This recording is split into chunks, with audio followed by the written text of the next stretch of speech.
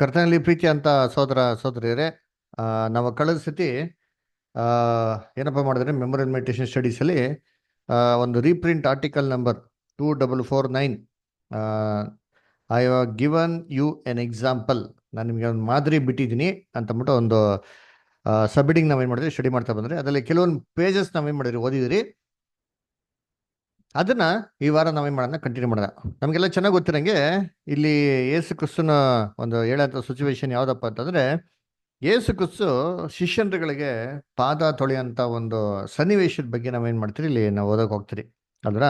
So ಅದನ್ನ ನೋಡ್ಬೇಕಾದ್ರೆ ಇಲ್ಲಿ ಶಿಷ್ಯರುಗಳ ನಡುವೆ ಏನಾಯ್ತು, ಒಂದು ಪೈಪೋಟಿ ಶುರು ಆಯ್ತು. ನಾನ್ ದೊಡ್ಡವನೋ ಅಂತಂದ್ಬಿಟ್ಟು ಅಲ್ವರ. ಸೊ ಆ ಸಂದರ್ಭದಲ್ಲಿ ಇದು ನಡೆಯಂತ ಒಂದು ಸನ್ನಿವೇಶ.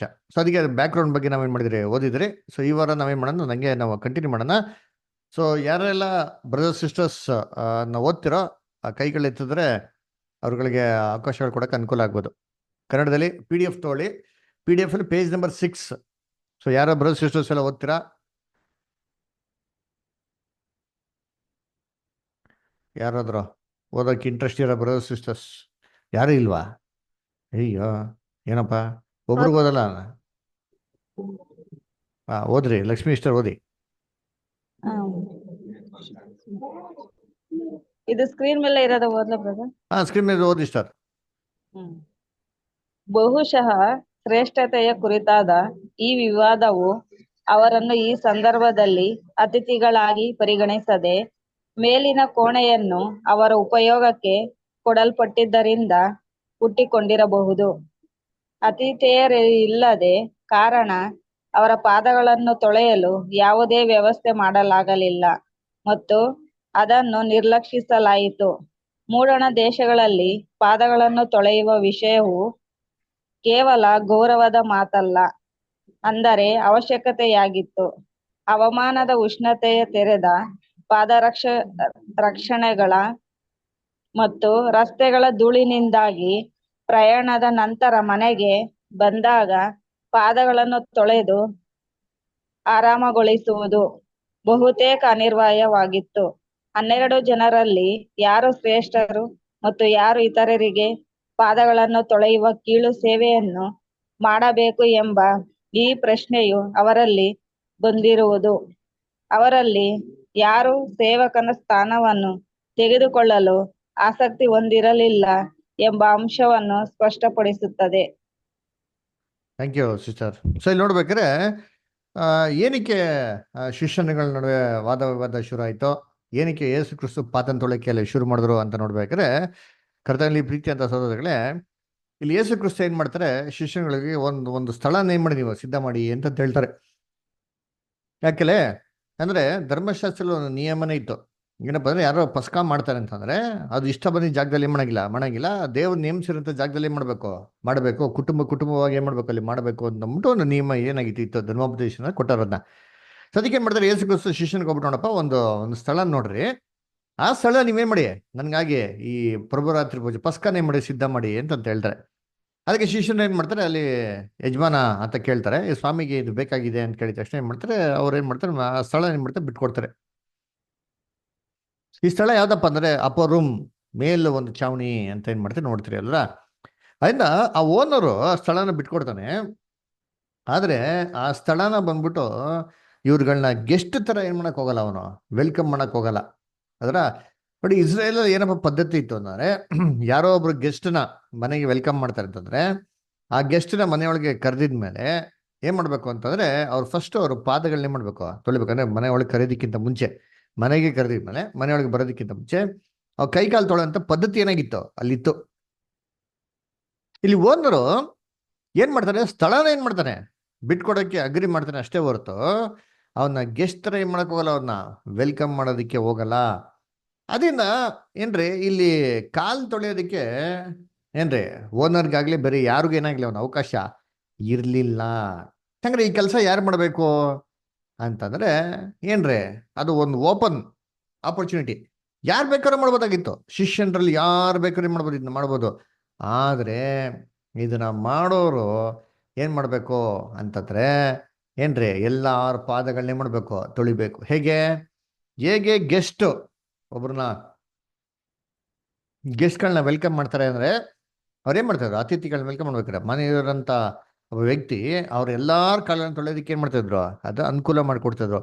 ಈ ಕೆಲಸನ ಏನು ಮಾಡ್ಬೇಕು ಇವಾಗ, ಯಾರೋ ಒಬ್ರು ಶಿಷ್ಯನ್ರು ಏನು ಮಾಡಬೇಕು, ಹಿಂಗೆ ಮಾಡಬೇಕು. ಇವಾಗ 12 ಜನದಲ್ಲಿ ಅವರೇ, 12 ಜನದಲ್ಲಿ ಮೊದಲೇ ಫಸ್ಟ್ ಏನ್ರಿ ಇವನಲ್ಲಿ ಜಗಳಗಳಂತೆ, ಕಿತ್ಲಾಟಗಳಂತೆ, ನಾನು ದೊಡ್ಡವನು ನೀನು ದೊಡ್ಡವನು ಅಂತ ಅಂದ್ಕೊಂಡು ಅವ್ರ ಅಮ್ಮನ ಕಳ್ಸೋದು. ಸ್ವಾಮಿ ನನ್ನ ಏನ್ರಿ ಎಡ ಮಕ್ಳುಗಳಿಗೆ ಎಡ ಭಾಗದಲ್ಲಿ ಬಲ ಭಾಗದಲ್ಲಿ ಕೂತ್ಕೊಳ್ಳೋಕೆ ಅವಕಾಶ ಕೊಡಿ ಅಂತ ಹೇಳೋದು.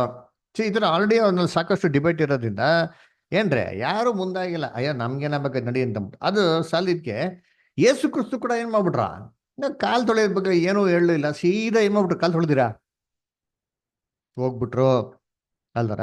ಸೊ ಅದಕ್ಕೆ ಇದು ಏನ್ರಿ ಆ ಒಂದು ಊರಲ್ಲಿ ಈ ಪದ್ಧತಿ ಏನಾಗಿತ್ತು ಇತ್ತು. ಯಾರೋ ಮನೆಯೊಳಗೆ ಬರೋಕ್ಕಿಂತ ಮುಂಚೆ ಏನ್ ಮಾಡಕ್ಕೋ, ಕಾಲ್ನ ತೊಳ್ಕೊಂಡು ಬರಬೇಕು ಅಂತಂದ್ಬಿಟ್ಟು. ನಮಗೆಲ್ಲ ಚೆನ್ನಾಗ್ ಗೊತ್ತು, ಇಸ್ರೇಲಲ್ಲಿ ಯೇಸು ಕ್ರಿಸ್ತನ ಮೊದಲೇ ಬರಬೇಕಲ್ಲಿ ಏನ್ರಿ ರೋಮನ್ಸ್ ಏನ್ ಮಾಡ್ತಾ ಇದ್ದು, ಆಳ್ವಿಕೆ ಮಾಡ್ತಾ ಇದ್ದು. ಆಮೇಲೆ ಆ ಕಾಲದಲ್ಲಿರೋಂಥ ಒಂದು ನಗರಗಳು ಹೆಂಗಿತ್ತು ಅಂದ್ರೆ ಯಾವ್ದು ರೋಡ್ ಗಿಡ ಏನಾಗಿಲ್ಲ, ಇಲ್ಲ ನಮ್ಮ ಥರ ಟಾರ್ ರೋಡ್ಗಳು ಸಿಮೆಂಟ್ ರೋಡ್ಗಳು ಯಾವ್ದು ಇಲ್ಲ, ಎಲ್ಲ ಇದ್ದಿದ್ದು ಮಣ್ಣು ಧೂಳುಗಳೇ. ಅದ್ರಲ್ಲಿ ಏನ್ ಮಾಡ್ಬೇಕಿತ್ತು ಇವರು ಅಂತಂದ್ರೆ ಏನ್ರಿ ಅಲ್ಲಿ ನಡ್ಕೊಂಬರೋರು. ಆಮೇಲೆ ನಮ್ಗೇನ್ ಕಾಲ್ ತರ ಒಂದು ಸಫಿಸ್ಟಿಕೇಟೆಡ್ ಶೂಸ್ಗಳಾಗ್ಲಿ ಏನ್ರಿ ಒಂದು ಧೂಳು ಯಾವ್ದು ಅಂಟ್ಕೊಂಡಿದ್ದ ರೀತಿಲಿ ಇಲ್ಲಂತ ಒಂದು ಚಪ್ಪಲ್ಗಳಾಗ್ಲಿ ಏನಂತಾರಂತ ಒಂದು ಇಲ್ಲ, ಎಲ್ಲ ಒಂದು ಆ ಕಾಲ ತಕ್ಕಂತೆ ಏನಾಗ್ತಾ ಇರ್ತಾ ಇತ್ತು. ಒಂದು ಏನಾಗುತ್ತೆ ಸಾಮಾನ್ಯವಾಗಿ ನಡ್ಕೊಂಡ್ ಬರ್ತಾ ಇರ್ಬೇಕಾರೆ, ಯಾಕಂದ್ರೆ ಅವ್ರು ಟ್ರಾವೆಲ್ ಮಾಡೋದಕ್ಕೆ ಬರೀ ಏನು ಯಾವುದೋ ಒಂದು ಗಾಡಿಗಳಿರಲಿಲ್ಲ, ಇದ್ದಿದ್ದ ಕತ್ತೆ ಒಂಟೆ ಎಲ್ಲ ಬರೀ ಶ್ರೀಮಂತಗೋಸ್ಕರ ಬಡವರೆಲ್ಲ ಮುಂದೆ ಎಲ್ಲ ಬರೀ ನಡ್ಕೊಂಡೇ ತಿರ್ಗಾಡೋದು ನೋಡಿರ್ತೀನಿ. ಸೊ ಅದಕ್ಕೆ ಈ ಕಾಲಲ್ಲಿ ಸಾಕಷ್ಟು ಏನಾಗೋದು ಒಂದು ಧೂಳು ಎಲ್ಲ ಕೂತಿ ಏನ್ರಿ ಸಾಕಷ್ಟು ಏನಾಗಿರೋದಂದ್ರೆ ಒಂದು ಹೀಟ್ ಏನಾಗೋದು ಇರೋದು. ಅದರ ನಮ್ಗೆ ಚೆನ್ನಾಗಿ ಗೊತ್ತು ಇಸ್ರೇಲ್ ಅಂತ ಹೇಳ್ಬೇಕಾರೆ, ಅದು Israel especially pass over time ನೋಡ್ಬೇಕಾದ್ರೆ it was very hot environment ಅಲ್ರ. ಏನು ಟೆಂಪ್ರೇಚರ್ ಎಲ್ಲ ಇವತ್ತು ಕೂಡ ಈಜಿಪ್ಟ್ ನೋಡ್ಬೇಕಾದ್ರೆ 45 ಡಿಗ್ರಿ ಮೇಲೆ ಏನಾಗ್ತಾರಂತೆ ಹೋಗ್ತಾರಂತೆ ಅಲ್ರ, ಅಷ್ಟೊಂದು ಭಯಂಕರ ಅಂತ ಹೀಟ್ ಅಂತೆ ಅಲ್ವರ. ಸೊ ಇಸ್ರೇಲಲ್ಲೂ ಕೂಡ ಏನ್ರಿ ಭಯಂಕರ ಅಂತ ಟೆಂಪರೇಚರ್. ಅಂತ ಸಂದರ್ಭದಲ್ಲಿ ಏನ್ರಿ ಆ ಇಸ್ರೇಲ್ ಜನಗಳಲ್ಲಿ ಒಂದು ಪದ್ಧತಿ ಏನಪ್ಪ ಇತ್ತು ಅಂದ್ರೆ ಎಲ್ಲಾರ ಕಾಳುಗಳು ಏನ್ ಮಾಡೋರಂತ ಅಲ್ಲಿ ಅದು ತೊಳೆಯೋರಂತೆ ಅಲ್ವರ. ಅದು ತೊಳೆಯೋದಿನ್ನ ಏನಪ್ಪ ಆಗೋದು ಅಂತಂದ್ರೆ ಫಸ್ಟ್ ಆಫ್ ಆಲ್ ಇವರು ಶುದ್ಧೀಕರಣ, ಎರಡನೇದು ಒಂಥರ ಏನ್ರಿ ರಿಲೀಫ್ ಅಲ್ವರ. ಇಮ್ಯಾಜಿನ್ ಮಾಡ್ರಿ ಒಂದು ಬೇಸಿಗೆಯಲ್ಲಿ ಬಿಸಿಲು ಭಯಂಕರ ಏನ್ರಿ ಸೆಕೆ ಹೊಡಿತಾ ಇದೆ, ಅಂತ ಸಂದರ್ಭದಲ್ಲಿ ನಮ್ಮ ಕಾಲಿಗೆ ನೀರು ಹಾಕಿದ್ರೆ ಹೆಂಗಿರ್ತದೆ, ಒಂಥರ ಒಂಥರ ಏನ್ರಿ ಒಂಥರ ತಂಪಾಗಿರ್ತದೆ ಅಲ್ವರ. ಏನ್ರಿ ಇದು ಏನ್ರಿ ಇಸ್ರೇಲಲ್ಲಿರೋಂಥ ಒಂದು ಪದ್ಧತಿ. ಆದ್ರೆ ಈ ಒಂದು ಕೆಲಸನ ಮಾಡಿ ಆ ಯಾರು ಏನಾಗಿಲ್ಲ ಮುಂದಕ್ಕೆ ಬರಲಿಲ್ಲ. ಯಾಕಂದ್ರೆ ಇದು ತುಂಬಾ ಏನಪ್ಪ ಆಗಿತ್ತು ಅಂದ್ರೆ ತುಂಬಾ ಹೀನವಾಗಿರೋಂಥ ಕೆಲಸ. ಅಲ್ವರ ನಾವೇ ಗೆಸ್ಟ್ ಕೇಳ್ತಾರೆ, ಬರೀ ನಮಗೆ ಬೇರೆ ತೊಳಿಬೇಕು ನೋಡೋಣ ಬಿಡೋ ಏನಾಗ್ತಾರೆ ಅಂತ ಅಂದ್ಬಿಟ್ಟು ಅಲ್ವರ. ಇವ್ರೇನ್ ಮಾಡೋಕೆ ಅಟ್ಲೀಸ್ಟ್ ನಾವು ತಾನೇ ಎಲ್ಲ ಬಂದಿರೋದು, ನಾವೇನ್ ಮಾಡೋದು ಒಬ್ಬೊಬ್ರು ತೊಳೆಯೋಣ ಅಟ್ಲೀಸ್ಟ್ ಅವ್ರವ್ರು ಒಬ್ಬೊಬ್ರು ಕಾಲ ಅವ್ರವ್ರು ತಳ್ಕೊಂಡು ಹೋಗೋಣ ಅಂತ, ಅದು ಕೂಡ ಏನ್ ಮಾಡಕ್ ಹೋಗಿಲ್ಲ ಇವರು, ಥಿಂಕೇ ಮಾಡಕ್ ಹೋಗಿಲ್ವಂತೆ ಅಲ್ವರ. ಸೊ ಅದಕ್ಕೆ ನೆಕ್ಸ್ಟ್ ಏನಾಯ್ತು ನೋಡೋಣ ನಿಂತೀನಿ. ನೆಕ್ಸ್ಟ್ ಪ್ಯಾರಾಗ್ರಾಫ್ ಯಾರು ಓದ್ತೀರಾ ಬ್ರದರ್ ಸಿಸ್ಟರ್ಸ್? ಬ್ರದರ್. ಓದಿ ಸರೋಜ ಅಸ್ಟರ್. ಸರೋಜ ಅಸ್ಟರ್ ಸ್ವಲ್ಪ ನೆಟ್ವರ್ಕ್ ಇರೋ ಜಾಗಕ್ಕೆ ಬನ್ನಿ. ಸರಿ ಬ್ರದರ್. ಇವಾಗ ಓಕೆ, ಕೇಳಿಸ್ತಿದೆ ಬ್ರದರ್. ಸೂಪರ್. ಸ್ಪಷ್ಟವಾಗಿ ನಮ್ಮ ಕರ್ತನು ಅವರಿಗೆ ಭಿನ್ನಾಭಿಪ್ರಾಯ ವ್ಯಕ್ತಪಡಿಸಲು ಅವಕಾಶ ಮಾಡಿಕೊಟ್ಟನು. ಅವರ ವಿವಾದವನ್ನು ಬಗೆಹರಿಸದೆ ಅವರಲ್ಲಿ ಯಾರನ್ನು ಕೀಳು ಸೇವೆಗೆ ನೇಮಿಸದೆ ಅವರು ವಿಷಯವನ್ನು ಮತ್ತೊಮ್ಮೆ ಸಮಯ ತೆಗೆದುಕೊಂಡು ಯೋಚಿಸಲು ಅವಕಾಶ ಮಾಡಿಕೊಟ್ಟನು. ಪಶ್ಚಾತ್ತಾಪ ಪಡಲು ಮತ್ತು ಮರುಪರಿಶೀಲಿಸಲು ಅವಕಾಶ ಮಾಡಿಕೊಟ್ಟನು. ಮತ್ತು ಅವರು ಪದ್ಧತಿಗೆ ವಿರುದ್ಧವಾಗಿ ತೊಳೆದ ಪಾದಗಳೊಂದಿಗೆ ಭೋಜನವನ್ನು ಸಹ ಸೇವಿಸಲು ಮುಂದಾದರು. ನೋಡ್ರ ಯೇಸು ಕ್ರಿಸ್ತು ಹೆಂಗಪ್ಪ ಅಂತಂದ್ರೆ, ಯೇಸು ಕ್ರಿಸ್ತನ್ ಗೊತ್ತಿಲ್ದಿರೋದು ಯಾವ್ದು ಇಲ್ಲ ರೀ. ಯೇಸು ಕ್ರಿಸ್ತು ಒಬ್ರು ಮೈಂಡ್ ಏನ್ ಮಾಡೋರು ಪಕ್ಕಾ ರೀಡ್ ಮಾಡೋರು ಅಂತಾರೆ ಅಲ್ಲರ. ಹೆಂಗೆ ರೀಡ್ ಮಾಡೋರು ಅಂತಂದ್ರೆ ಏನ್ರಿ ಆ ಮನುಷ್ಯನ ಆಲೋಚನೆಗಳು ಏನಿದೆ ಅದನ್ನೆಲ್ಲ ಕ್ಲೀನಾಗಿ ಏನ್ ಮಾಡ್ಬಿಡೋರು ಯೇಸು ಕ್ರಿಸ್ತು ಕ್ಲೀನಾಗಿ ಓದ್ಬಿಡೋರಂತೆ. ಯಾರ ಮನುಷ್ಯನಲ್ಲಿ ಏನಿದೆ, ಮನುಷ್ಯ ಏನ್ ಯೋಚನೆ ಮಾಡ್ತಾವನೆ ಅಂತಂದ್ಬಿಟ್ಟು ಯೇಸು ಕ್ರಿಸ್ತನ್ ಫಸ್ಟ್ ಏನಾಗಿತ್ತು ಗೊತ್ತಿತ್ತು. ಅದಕ್ಕೆ ನಾವು ಸದ್ಯದಲ್ಲಿ ಎಷ್ಟು ಎಕ್ಸಾಂಪಲ್ ಎಷ್ಟು ಹೇಳಿದ್ದೀನಿ ಅಲ್ವರ. ಇವನ್ನು ಏನ್ರಿ ಪೇತ್ರನ ಬಂದ್ಬಿಟ್ಟು ಸೇತಾನು ಅವನ ಒಂಚಾಕಿ ಅವ್ನು ಎಳ್ಕೊಬೇಕು ಅಂತ ಕೂಡ ಮಾಡಿರೋಂಥ ಪ್ಲಾನ್, ಆ ಆಲೋಚನೆ ಕೂಡ ಯಾರು ಗೊತ್ತಾಗಿತ್ತಂತೆ, ಜೀಸಸ್ಗೆ ಎಷ್ಟು ಗೊತ್ತಿತ್ತು ನೋಡ್ರಿ. ಅದು ಮಾತ್ರ ಅಲ್ಲ ಏನ್ರಿ ಇವ್ರು ಇದ್ರಲ್ಲ ಯುದಾಸ್, ಯೂದಾಸ್ ಒಳಗಡೆ ಸೇತಾನ ಹೊಕ್ಕೋದು ಕೂಡ ಕರೆಕ್ಟಾಗಿ ಏನಿದೆ ಯಾರು ಗೊತ್ತಿತ್ತು? ಜೀಸಸ್ ಗೊತ್ತಿತ್ತು ಅವನು ಏನು ಯೋಚಿಸ್ತಾ ಇದ್ದಾನೆ. ಅದಕ್ಕೆ ಯೇಸು ಕ್ರಿಸ್ತ ಹೇಳ್ತಲ್ಲ, ನೀ ಏನು ಮಾಡ್ಬೇಕು ಅಂತ ಜಲ್ದಿ ಮಾಡು. ಸೊ ಯೇಸು ಕ್ರಿಸ್ತನಿಗೆ ಎಲ್ಲ ಬಹು ಸ್ಪಷ್ಟವಾಗಿ ಏನಾಗಿತ್ತು ಅಲ್ಲಿ ಗೊತ್ತಿತ್ತು ಅಲ್ವಾ. ಅದಕ್ಕೆ ಹೇಳ್ಬಿಡ್ತಾರೆ ಕರ್ತನು ಏನ್ರಿ ಈ ವಿಚಾರನ ಖಂಡಿಸಕ್ ಹೋಗಿಲ್ಲ ರೀ. ಏನ್ರಿ ಅದರ ಏನಪ್ಪ ಕೈ ತೊಳ್ಕೊಂಡು ಬರ್ತಾ ಇದಾರ, ಕಾಲು ತೊಳಿತಾರೆ ಬರ್ತಾ ಇದಾರ, ನಿಮ್ಗೆ ಗೊತ್ತಾಗಲ್ವಾ? ಯಾರೋ ಒಬ್ರು ಕೈ ಕಾಲು ತೊಳಕಿಲ್ವಾ, ಎಲ್ಲ ಹೆಲ್ಪ್ ಮಾಡಕ್ಕಿಲ್ವಾ ಅಂತಂದ್ಬಿಟ್ಟು ಏನೂ ಮಾತಾಡಿಲ್ಲ. ನೋಡೋಣ ಇವ್ರು ಏನ್ ಮಾಡ್ತಾರೆ ಅಲ್ವರ ಅಂತಂದ್ಬಿಟ್ಟು ಏನ್ ಮಾಡ್ತಾರೆ, ಯೇಸು ಕ್ರಿಸ್ತ ಸೈಲೆಂಟ್ ಆಗಿ ಬಿಟ್ಬಿಡ್ತಾರೆ. ಅದು ಮಾತ್ರ ಅಲ್ಲ, ಈ ಕೆಲಸಕ್ಕೆ ಯಾರನ್ನೂ ಕೂಡ ಏನ್ ಮಾಡಕ್ ಹೋಗಿಲ್ಲ, ಅವ್ರು ಅಪಾಯಿಂಟ್ ಮಾಡೋದಕ್ಕೂ ಹೋಗ್ಲಿಲ್ಲ ಅಲ್ವರ. ಇವನ್ ಇನ್ಫ್ಯಾಕ್ಟ್ ಏನ್ ಮಾಡ್ತಾರೆ ಅಂದ್ರೆ ಶಿಷ್ಯನ್ರುಗಳು ಕೂಡ ಏನ್ರಿ ಆ ಪಂಕ್ತಿಯಲ್ಲಿ ಕೂತ್ಕೊಂಡು ಊಟ ಮಾಡಕ್ಕೂ ರೆಡಿ ಆಗ್ಬಿಡ್ತಾರೆ ನೋಡಿದ್ದೀನಿ.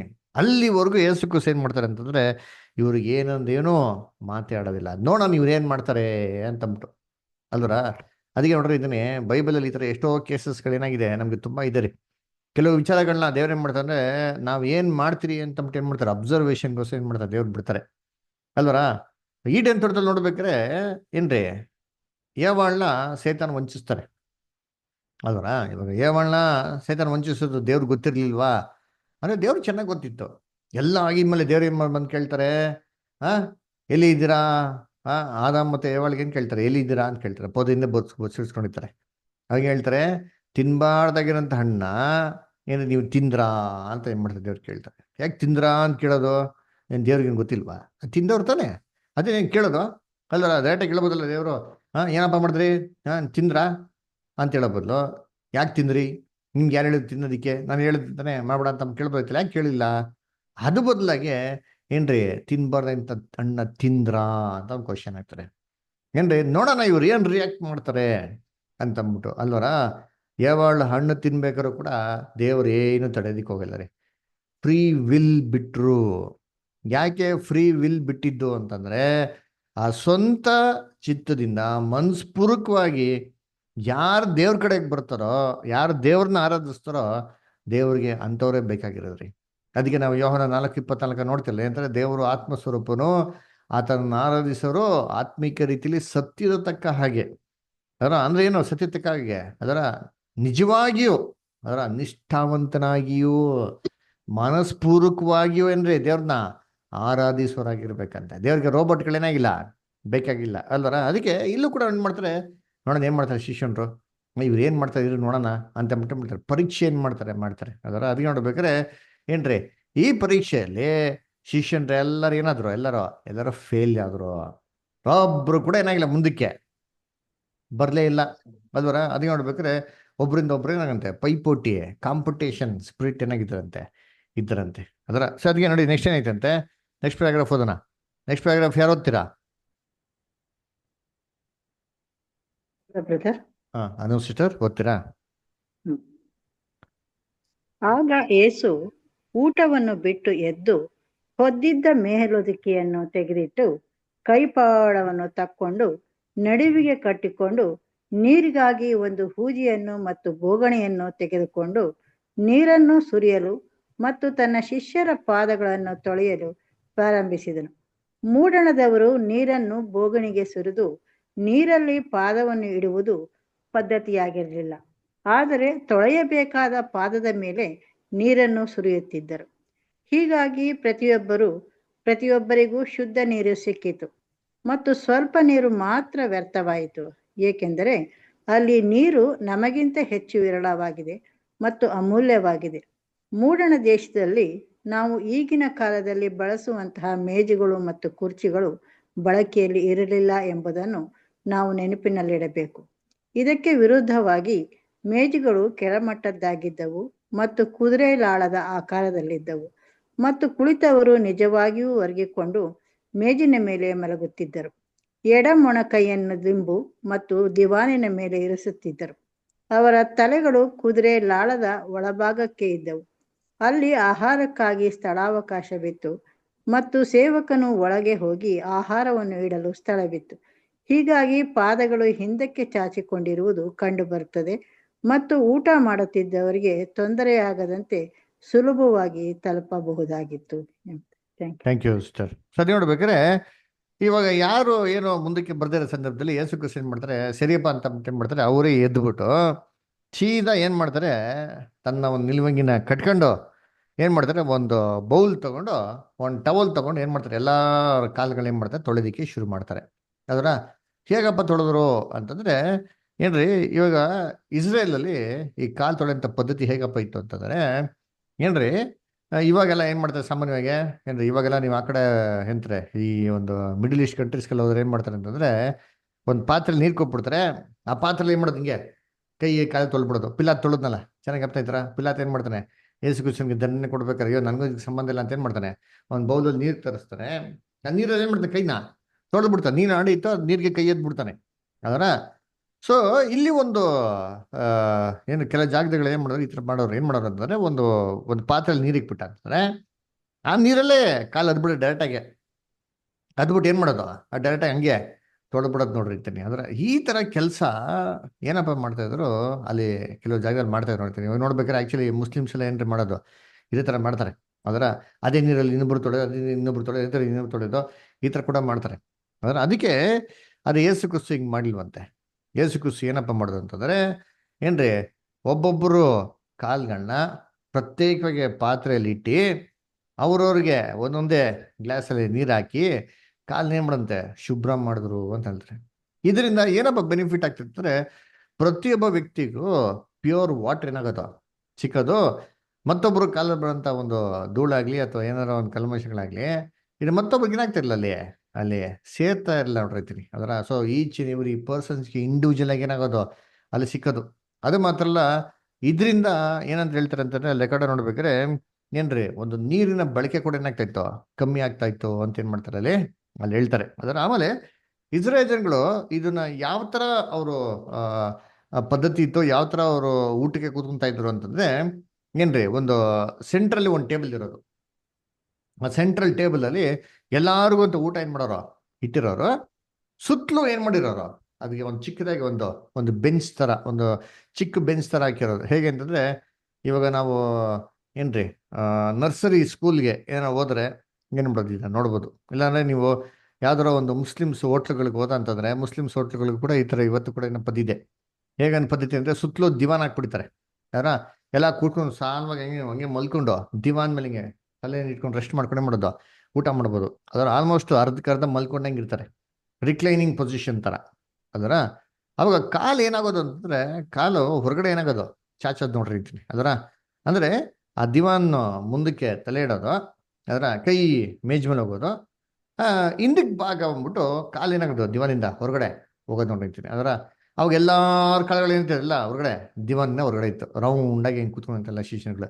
ಏಸು ಕ್ರಿಸ್ತ ಏನು ಮಾಡ್ತಾರೆ, ಏನ್ರಿ ಯಾರಿಗೋ ಕಾಲು ಕೊಡು ಅಂತ ಏನು ಹೇಳಕ್ ಹೋಗಲ್ಲ. ಆಲ್ರೆಡಿ ಕಾಲು ಏನಾಗಿತ್ತಲ್ಲಿ ಹೊರಗಡೆ ಇತ್ತು. ಸೀದಾ ತಗೊಂಡ್ರು ಪಾತ್ರೆ, ಟವಲ್ ತಗೊಂಡ್ರು, ನೀರನ್ನ ಊದ್ಬಿಟ್ಟು ಏನ್ ಮಾಡಿದಂತೆ ಅಲ್ಲಿ ತೊಳೆಯೋದಕ್ಕೆ ಏನ್ ಮಾಡಿದ್ರು ಅಲ್ಲಿ ಶುರು ಮಾಡಿದ್ರು ಅಲ್ವರ.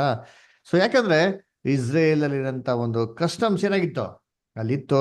ಆಮೇಲೆ ಚೇರು ಟೇಬಲ್ಗಳೆಲ್ಲ ಏನಾಗಿತ್ತಂತೆ ಆ ಕಾಲದ ತರನೇ ಏನಾಗಿತ್ತಂತೆ ಇತ್ತು ಅಂತ ಹೇಳ್ತಾರೆ. ಅದಕ್ಕೆ ಏನ್ ಹೇಳ್ತಾರೆ, ದಿವಾನ್ ತರ ಅಂತ ಇತ್ತು ಅಂತ ಹೇಳ್ತಾರೆ. ಓಕೆ, ನೆಕ್ಸ್ಟ್ ಪ್ಯಾರಾಗ್ರಾಫ್ ಯಾರು ಓದ್ತೀರಾ ಸಿಸ್ಟರ್ಸ್? ದೀಪ ಅಷ್ಟ ಓದಿ. ನಮ್ಮ ಕರ್ತನು ಪೇತ್ರನ ಬಳಿಗೆ ಬರುವ ಮೊದಲೇ ಹಲವಾರು ಶಿಷ್ಯರ ಪಾದಗಳನ್ನು ತೊಳೆದಿದ್ದನು ಎಂಬುದು ಸ್ಪಷ್ಟ. ಅವರಲ್ಲಿ ಯಾರು ಆಕ್ಷೇಪಣೆ ವ್ಯಕ್ತಪಡಿಸಲಿಲ್ಲ. ಆದಾಗ್ಯೂ ಈ ವಿಷಯದ ಬಗ್ಗೆ ಅವರ ಸ್ವಂತ ವಾಗ್ವಾದಗಳ ಬಗ್ಗೆ ಚಿಂತನೆಗಳು ಮತ್ತು ಒಬ್ಬರಿಗೊಬ್ಬರು ಸೇವೆ ಮಾಡಲು ಇಷ್ಟವಿಲ್ಲದಿರುವುದು ಅವರಿಗೆ ಅವಮಾನದ ನಾಚಿಕೆ ಮತ್ತು ಮುಖದಲ್ಲಿ ಗೊಂದಲವನ್ನು ಉಂಟು ಮಾಡಿತು. ಆದರೆ ಪೇತ್ರನ ಸರದಿ ಬಂದಾಗ ಅವನು ಪ್ರತಿಭಟಿಸಿದನು, ನಮ್ಮ ಕರ್ತನು ಅಂತಹ ಕೀಳು ಸೇವೆಯನ್ನು ಮಾಡಲು ಎಂದಿಗೂ ಅನುಮತಿಸುವುದಿಲ್ಲ ಎಂದು ಅವನು ಭಾವಿಸಿದನು. ಅವನು, ಸ್ವಾಮಿ, ನೀನು ನನ್ನ ಕಾಲುಗಳನ್ನು ತೊಳೆಯಬೇಕೇ ಎಂದು ಹೇಳಿದನು. ಆದರೆ ನಮ್ಮ ಕರ್ತನು ಪೇತ್ರನನ್ನು ಗದರಿಸುವುದನ್ನು ನಿಲ್ಲಿಸಲಿಲ್ಲ. ಅವನ ಕೆಲವು ಹಿಂಬಾಲಕರು ಅಂತಹ ಸಂದರ್ಭಗಳಲ್ಲಿ ಮಾಡಲು ಒಲವು ತೋರುವಂತೆ ಆತನು ಸಹ ಅವನನ್ನು ಸಂಪೂರ್ಣವಾಗಿ ತಗ್ಗಿಸಲು ಅವನನ್ನು ಬೈದನು. ಅವನು ಕೇವಲ ಪೇತ್ರನನ್ನು ಇತರರಂತೆ ನಡೆಸಿಕೊಳ್ಳಲು ಮತ್ತು ಮುಂದುವರಿಸಲು ಒತ್ತಾಯಿಸಿದನು. ನಂತರ ವಿಷಯವನ್ನು ವಿವರಿಸುತ್ತೇನೆ ಎಂದು ಹೇಳಿದನು. ಮತ್ತು ಯೇಸು, ನಾನು ನಿನ್ನನ್ನು ತೊಳೆಯದಿದ್ದರೆ ನನ್ನ ಸಂಗಡ ನಿನಗೆ ಪಾಲಿಲ್ಲ ಅಂದನು. Thank you brother. Thank you sister. So ಅದು ನೋಡ್ಬೇಕಾದ್ರೆ ಯೇಸು ಕ್ರಿಸ್ತು ಏನು ಮಾಡ್ತಾರೆ, ಎಲ್ಲರ ಪಾದಗಳನ್ನ ತೊಳೆದ್ಬಿಟ್ಟು ಏನು ಮಾಡ್ತಾರೆ ಅಂದರೆ ಪೇತ್ರನ ಹತ್ರಕ್ಕೆ ಏನಾಗ್ತಾರೆ ಬರ್ತಾರೆ. ಪೇತ್ರನ ಹತ್ರನೇ ಡೈರೆಕ್ಟಾಗಿ ಏನು ಮಾಡೋಕ್ಕಿಲ್ಲ, ಒಂದೇ ಸತಿಗೆ ಹೋಗಿಲ್ಲ. ಅದರ ಯಾಕಂದ್ರೆ ಒಂದೇ ಸತಿ ಹೋಗ್ಬಿಡಿದ್ರೆ ಪೇತ್ರ ಏನು ಮಾಡೋರು, ಅವಾಗ ಅಬ್ಜೆಕ್ಷನ್ಸ್ ನೋಡ್ರಿ, ಸ್ವಾಮಿ ಯಾವತ್ತು ನೀವು ನನ್ನ ಕಾಲು ತೊಳಿಬಾರ್ದು, ಹಂಗೆಲ್ಲ ಮಾಡ್ಬಿಡಿ ನಡೀರಿ ಅಂತ ಏನು ಮಾಡಿದ್ರು, ಪೇತ್ರ ಸ್ಟಾಪ್ ಮಾಡ್ಬಿಟ್ಟಿರೋರು. ಅದರ ಯಾರ ಕಾಲು ತೊಳೆದಿದ್ರೆ ಇವ್ರ ಕಾಲು ತೊಳಿಕ್ ಹೋಗಿದ ತಕ್ಷಣ ಇಲ್ಲೇ ಸ್ಟಾಪ್ ಆಗ್ಬಿಟ್ಟ ಅಂತಂದ್ರೆ ಅವ್ರಿಗೆ ಪಾಠ ಕಲ್ಸ್ಕೊಡೋಕ್ಕೆ ಸಾಧ್ಯವಾಗ್ತಾ ಇರಲಿಲ್ಲ. ಅದಕ್ಕೆ ಜೀಸಸ್ ಕ್ರೈಸ್ಟ್ ಏನು ಮಾಡ್ತಾರೆ, ಫಸ್ಟು ಬೇರೆಯವ್ರು ಎಲ್ಲರ ಕಾಲುಗಳನ್ನ ಏನು ಮಾಡ್ತಾರೆ, ತೊಳಿತಾರೆ. ಆಮೇಲೆ ಏನು ಮಾಡ್ತಾರೆ ಅಂದರೆ ಲಾಸ್ಟಲ್ಲಿ ಅಂತಲ್ಲ, ಇನ್ ಬಿಟ್ವೀನ್ ಏನು ಮಾಡ್ತಾರೆ, ಪೇತ್ರಗೆ ಏನಂತಕ್ಕೆ ಏನು ಮಾಡ್ತಾರೆ, ಅಲ್ಲಿ ಬರ್ತಾರೆ. ಸರಿ, ಬೇರೆ ಎಲ್ಲ ಶಿಷ್ಯರುಗಳಿಗೆ ಕಾಲು ತೊಳಿಬೇಕಾರೆ ಯಾರು ಒಬ್ರು ಮಾತಾಡಿದ್ರ, ಒಬ್ಬರೇ ಒಬ್ರು ಅಬ್ಜೆಕ್ಷನ್ ಮಾಡಿದ್ರ ಅಂತ ನೋಡಿದ್ರೆ ಒಬ್ರು ಕೂಡ ಏನು ಮಾಡಲಿಲ್ಲ ರೀ, ಅಬ್ಜೆಕ್ಷನ್ ಮಾಡಲೇ ಇಲ್ಲ. ಒಬ್ರು ಕೂಡ ಒಂದು ಮಾತನ್ನ ಏನು ಮಾತಾಡಲಿಲ್ಲ. ಏನಾಗ್ಬಿಡ್ತಂದ್ರೆ ಅವ್ರಿಗೆ ಒಂಥರ ಶೇಮ್ ಆದಾಗ ಆಗೋಯ್ತು ಅಲ್ವರ. ಯೇಸು ಕ್ರಿಸ್ತು ನಮ್ಮ ಕಾಲು ತೊಳಿತಾರಲ್ಲಪ್ಪ, ಇವ್ರು ಹೇಳೋಕ್ಕಿಂತ ಮುಂಚೆ ನಾವೇನು ಮಾಡ್ಬೇಕಾಗಿತ್ತು, ಎದ್ದಿ ಮಾಡಬೇಕಾಗಿತ್ತಲ್ವಾ ಅಂತಂದ್ಬಿಟ್ಟು ಆ ಪಾಯಿಂಟ್ ರಿಯಲೈಸ್ ಮಾಡಿಕೊಂಡು ಸೈಲೆಂಟ್ ಆಗಿಬಿಡ್ತಾರೆ. ಇಂಥ ಟೈಮಲ್ಲಿ ನಾವು ಕೂತ್ಕೊಂಡು ಕಿತ್ಲಾಡ್ತಾ ಇದ್ದೀರಲ್ಲ, ನಾನು ದೊಡ್ಡವನು ನೀನು ದೊಡ್ಡವನು ಅಂತ ಅಂದ್ಕೊಂಡು ಇವ್ರಿಗೇನಾಗ್ಬಿಡ್ತು ಅಂದರೆ ಇದು ಯಾಕೆ ನಾವು ಇದೆಲ್ಲ ಹಿಂಗೆ ಮಾಡ್ತಾ ಇದ್ರಿ ಅಂತಂದ್ಬಿಟ್ಟು ಸೈಲೆಂಟಾಗಿ ಏನು ಮಾಡ್ತಾರೆ, ಯೇಸು ಕ್ರಿಸ್ತು ಏನು ಮಾಡ್ತಾರೆ ಮಾಡಲಿ ಅಂತ ಸೈಲೆಂಟ್ ಆಗಿಬಿಡ್ತಾರೆ. ಆದರೆ ಏನ್ರಿ ಈ ಸಂದರ್ಭದಲ್ಲಿ ಪೇತ್ರ ಏನಾಗ್ತಾರೆ ಬರ್ತಾರೆ. ನಮ್ಗೆ ಚೆನ್ನಾಗಿ ಗೊತ್ತು, ಪೇತ್ರ ಬೇರೆ ಎಲ್ಲ ಅಪೋಸ್ತಲರ ಅಲ್ಲ ರೀ. ಅವ್ರೇನಾದ್ರು ಸ್ಟ್ರೈಟ್ ಫಾರ್ವರ್ಡ್ ಅವರ ಇದ್ದಂಗೆ ಏನು ಮಾಡೋರು, ಹೇಳ್ಬಿಡೋರು, ಹಿಂದೆ ಮುಂದೆ ಯೋಚನೆ ಮಾಡ್ತಾ ಇರಲಿಲ್ಲ ಅಲ್ವರ. ಯಾಕಂದರೆ ಅವ್ರಿಗೆ ಕರ್ತನ ಮೇಲೆ ಏನಾಗಿತ್ತಂತೆ, ಮುಖ್ಯವಾಗಿ ಅವ್ರ ಮೇಲೆ ಅಷ್ಟೊಂದು ಪ್ರೀತಿ ಇತ್ತು ನೋಡಿರ್ತೀನಿ. ಏನು ತೊಳೆಗೆ ಬರೀ ತಕ್ಷಣ, ಅಯ್ಯೋ ಸ್ವಾಮಿ ನೀವು ನನ್ನ ಕಾಲು ತೊಳಿಬೇಕಾ, ನೀವ್ಯಾಕೆ ನನ್ನ ಕಾಲು ತೊಳಿಬೇಕು ಅಂತ ಏನು ಮಾಡ್ತಾರೆ, ಡೈರೆಕ್ಟಾಗಿ ಎತ್ತಿದ ತಕ್ಷಣ ಏನು ಮಾಡ್ತಾರೆ, ಮುಂದೆನೆ ಎಲ್ಲರ ಮುಂದೆ ಏನು ಮಾಡ್ತಾರೆ, ನೀವು ಯಾವತ್ತೂ ಹಿಂಗೆ ಮಾಡಬೇಡಿ ಅಂತ ಏನು ಮಾಡ್ತಾರೆ, ಅಲ್ಲಿ ಹೇಳ್ಬಿಡ್ತಾರೆ ಅಲ್ವರ. ಸೊ ಪೇತ್ರ ಏನು ಮಾಡೋಕೆ ಹೋಗಿಲ್ಲ, ಸುತ್ತಿ ಬಳಸಿ ಮಾತಾಡಿ ಯೋಚನೆ ಮಾಡಿ ಅಯ್ಯೋ ಯೇಸು ಕ್ರಿಸ್ತು ಏನು ತಿಳ್ಕೊಂಬಿಡ್ತಾರೋ, ಏನು ಹರ್ಟ್ ಆಗಿಬಿಡ್ತದೋ ಅಲ್ವರ, ಹೆಂಗೆ ಅಂತಂದ್ಬಿಟ್ಟು ಏನು ಹಿಂದೆ ಮುಂದೆ ಯೋಚನೆ ಮಾಡಲಿ ಹೊರಟಿದ್ದೀನಿ ಅಲ್ಲ. ಏನು ಬೇಕಾರೆ ಹೇಳಪ್ಪ ಯೇಸು ಕ್ರಿಸ್ತು, ನನಗೆ ಬೈದ್ರು ಸರಿ, ಏನು ಮಾಡೋದು ಸರಿ, ನಾನೇನು ಮಾಡ್ತೀನಿ ಅಂತಂದ್ಬಿಟ್ಟು ಸೀದಾ ಏನು ಮಾಡ್ತಾರೆ, ಅದನ್ನ ಹೇಳ್ತಾರೆ. ಹೇಳಿದ ತಕ್ಷಣ ಯೇಸು ಕ್ರಿಸ್ತು ಏನು ಮಾಡ್ತಾರೆ ಅವಾಗ, ಪೇತ್ರ ಎಷ್ಟು ಒಳ್ಳೆ ಹುಡುಗ ಕಣಪ್ಪ, ಯಾರು ಹೇಳ್ದಿರ ಮಾತು ನೀನು ಹೇಳ್ಬಿಟ್ಟೆ ಅಂತಂದ್ಬಿಟ್ಟು ಖುಷಿ ಪಡ್ತಾರೆ ಅಂತಂದ್ರೆ ಇಲ್ಲ ರೀ ಅಲ್ವರ. ಇರಲಿ ಬಿಡು, ಅವರು ಇವರು ಏನ್ರಿ ಇರಲಿ, ಆದರೆ ನೀನು ಹೇಳಿದ್ಯಾ ಅಂತಂದ್ಬಿಟ್ಟು ಏನು ಮಾಡ್ತಾರೆ, ಅವ್ರಿಗೆ ಕರೆಕ್ಷನ್ ಮಾಡ್ತಾರೆ. ನೀನು ತಪ್ಪಾದ ಅಭಿಪ್ರಾಯದಲ್ಲಿ ಇದೆಯಾ ಅಂತಂದ್ಬಿಟ್ಟು ಏನು ಮಾಡ್ತಾರೆ, ಅಲ್ಲಿ ಅವ್ರಿಗೆ ಕರೆಕ್ಷನ್ ಮಾಡ್ದೆ. ಅವಾಗ ಏನು ಹೇಳ್ತಾರೆ ಅಂತಂದರೆ, ನೋಡಪ್ಪ ನೀನು ತೊಳೆದಿರೇ ಇದ್ದರೆ ನಿನಗೆ ನನ್ನಲ್ಲಿ ಏನಿಲ್ಲ, ಯಾವ ಪಾಲಿಲ್ಲ ಅಂತ ಏನು ಮಾಡ್ತಾರೆ ಅಲ್ಲಿ ಹೇಳ್ತಾರೆ. ಹಂಗೆ ಹೇಳಿದ ತಕ್ಷಣ ಪೇತ್ರ ಏನು ಮಾಡ್ತಾರೆ, ಅಯ್ಯೋ ಹಂಗಂದ್ಬಿಟ್ಟಿರಾ, ಅಯ್ಯೋ ಸ್ವಾಮಿ ಬೇಡ ಬೇಡ, ದಯವಿಟ್ಟು ನೀವೇನು ಮಾಡಿ, ನೀವು ತೊಳಿರಿ ಅಂತ ಸಂಪೂರ್ಣವಾಗಿ ಏನು ಮಾಡ್ತಾರೆ ಅಂದರೆ ಜೀಸಸ್ ಕ್ರೈಸ್ಟಿಗೆ ಏನು ಮಾಡ್ತಾರೆ, ಅಲ್ಲಿ ಒಪ್ಪಿಸ್ಕೊಡ್ತಾರೆ. ನೋಡಿದ್ರ ಹೆಂಗಿದೆ ಕ್ಯಾರೆಕ್ಟರ್ ಅಂತೀನಿ. ಅದರ ಬೇರೆ ಎಲ್ಲರೂ ಏನು ಮಾಡಿದ್ರಂತೆ, ಸೈಲೆಂಟಾಗಿ ಮಾಡ್ಕೊಂಡೋಗ್ಲಿ ಬಿಟ್ಬಿಡು ಅಂತ. ಅದೇ ಪೇತ್ರ ಬಂದ್ಬಿಟ್ಟು ಹಂಗೆಲ್ಲ ರೀ ಅದರ I was very sincere from the heart. ಅದರ ಹೃದಯದಲ್ಲಿ ಏನ್ರಿ ಯಾವುದೇ ಕಲ್ಮಶಗಳೇನಾಗಿರಲ್ಲ ಅವ್ರಿಗೆ ಇಲ್ಲ, ಧಾರಾಳವಾಗಿ ಯಥಾರ್ಥವಂತ ಮನಸ್ಸಲ್ಲಿ ಏನ್ರಿ ದೇವ್ರಿಗೋಸ್ಕರ ಯಾವತ್ತೋ ಮಾಡೋಕ್ಕೆ ಏನಾಗಿರೋ ಸಿದ್ಧವಾಗಿದ್ರು. ಅದು ಎಸ್ಪೆಷಲಿ ಕ್ರೈಸ್ಟ್ ಅಂದರೆ ಅಷ್ಟೊಂದು ಒಂದು ಉನ್ನತವಾದ ಸ್ಥಿತಿಯಲ್ಲಿ ಇಟ್ಟಿದ್ರು ಅಂತಂದರೆ, ಕ್ರೈಸ್ಟಿಗೆ ಅಡಚಣೆ ಆಗೋದಾಗ್ಲಿ, ಕ್ರೈಸ್ಟಿಗೆ ನೋವು ಬರೋದಾಗ್ಲಿ, ದುಃಖ ತರೋದಾಗ್ಲಿ, ಈ ಥರ ಯಾವುದೇ ರೀತಿ ಕೆಲಸಗಳು ಪೇತ್ರಗೆ ಮಾಡಬೇಕು ಅಂತ ಮನಸ್ಸೇ ಇರಲಿಲ್ಲ ರೀ.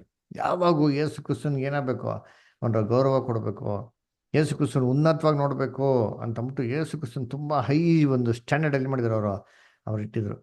ಆದರೆ ಯೇಸು ಕ್ರಿಸ್ತ ಏನು ಮಾಡ್ತಾರೆ, ಅಯ್ಯೋ ನನ್ನ ಶಿಷ್ಯ ತುಂಬ ಫೇವ್ರೇಟ್ ಆಗಿರೋನೋ ಹೇಳಿ ಮತ್ತೆಲ್ಲ ಕೇಳ್ತಾ ಬಿಟ್ಬಿಟ್ರೆ ಸರಿಯಾಗಿ ಏನು ಮಾಡೋತ್ತೆ, ಲೆಫ್ಟ್ ರೈಟು ತಗೊಂಬಿಟ್ರಂತೆ. ಅಂದ್ರೆ ನೋಡಪ್ಪ, ನೀನು ತೊಳೆದೇ ಇದ್ರೆ ನನ್ನಲ್ಲಿ ನಿನ್ಗೇನಿಲ್ಲ, ಒಂದು ಅವಕಾಶ ಇಲ್ಲ, ತೊಳೆದಿರ್ಬೇಕು ಅಂತಂತ ಹೇಳ್ತಾರೆ. ಅವಾಗ ಏನು ಮಾಡ್ತಾರೆ, ಪೇತ್ರ ಒಪ್ಕೊಂತಾರೆ.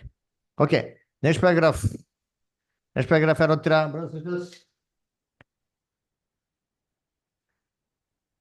ಇಲ್ಲಿ ಶಿಲ್ಪಾ ಸಿಸ್ಟರ್ ಇಲ್ವಾ? ಶಿಲ್ಪಾ ಸಿಸ್ಟರ್ ಹಾ ಬ್ರದರ್ ನಾನು ಓದ್ತೀನಿ. ಓದ್ತೆ ಕಣಮ್ಮ.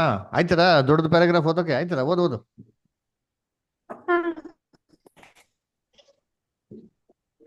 ಪೇತ್ರನ ನಡವಳಿಕೆ ಎಲ್ಲಿನ ಉದಾತ್ತ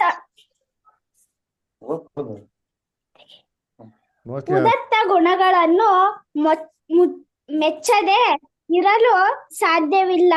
ಅದೇ ಸಂದರ್ಭದಲ್ಲಿ ನಾವು ಅವನ ಕೆಲವು ದೌರ್ಬಲ್ಯಗಳನ್ನು ಒಪ್ಪಿಕೊಳ್ಳಲು ಒತ್ತಾಯಿಸಲ್ಪಟ್ಟರು ಮತ್ತು ಇದರಲ್ಲಿ ಎಲ್ಲ ಕರ್ತನ ಹಿಂಬಾಲಕರಿಗೂ ಒಂದು ಪ್ರೋತ್ಸಾಹದ ಪಾಠವಿದೆ. ಅವರಲ್ಲಿ ಕೆಲವು ದೌರ್ಬಲ್ಯಗಳು ಮತ್ತು ಅಪೂರ್ಣತೆಗಳನ್ನು ಕಂಡು ಬಂದರೂ ಪೇತ್ರನಲ್ಲಿದ್ದ ಕರ್ತನಿಗೆ ಹೃದಯ ಪೂರ್ವಕ ನಿಶ್ಚಯ ಗುಣ ಸಹ ಕಂಡು ಬಂದರೆ ಅವರು ಧೈರ್ಯ ಮತ್ತು ಭರವಸೆಯಿಂದ ಮುಂದುವರಿಯಬಹುದು. ಅವನು ಮಾಡಿದಂತೆ ವಿಜಯದಿಂದ ವಿಜಯಕ್ಕೆ ಮುಂದುವರಿಯಬಹುದು ಮತ್ತು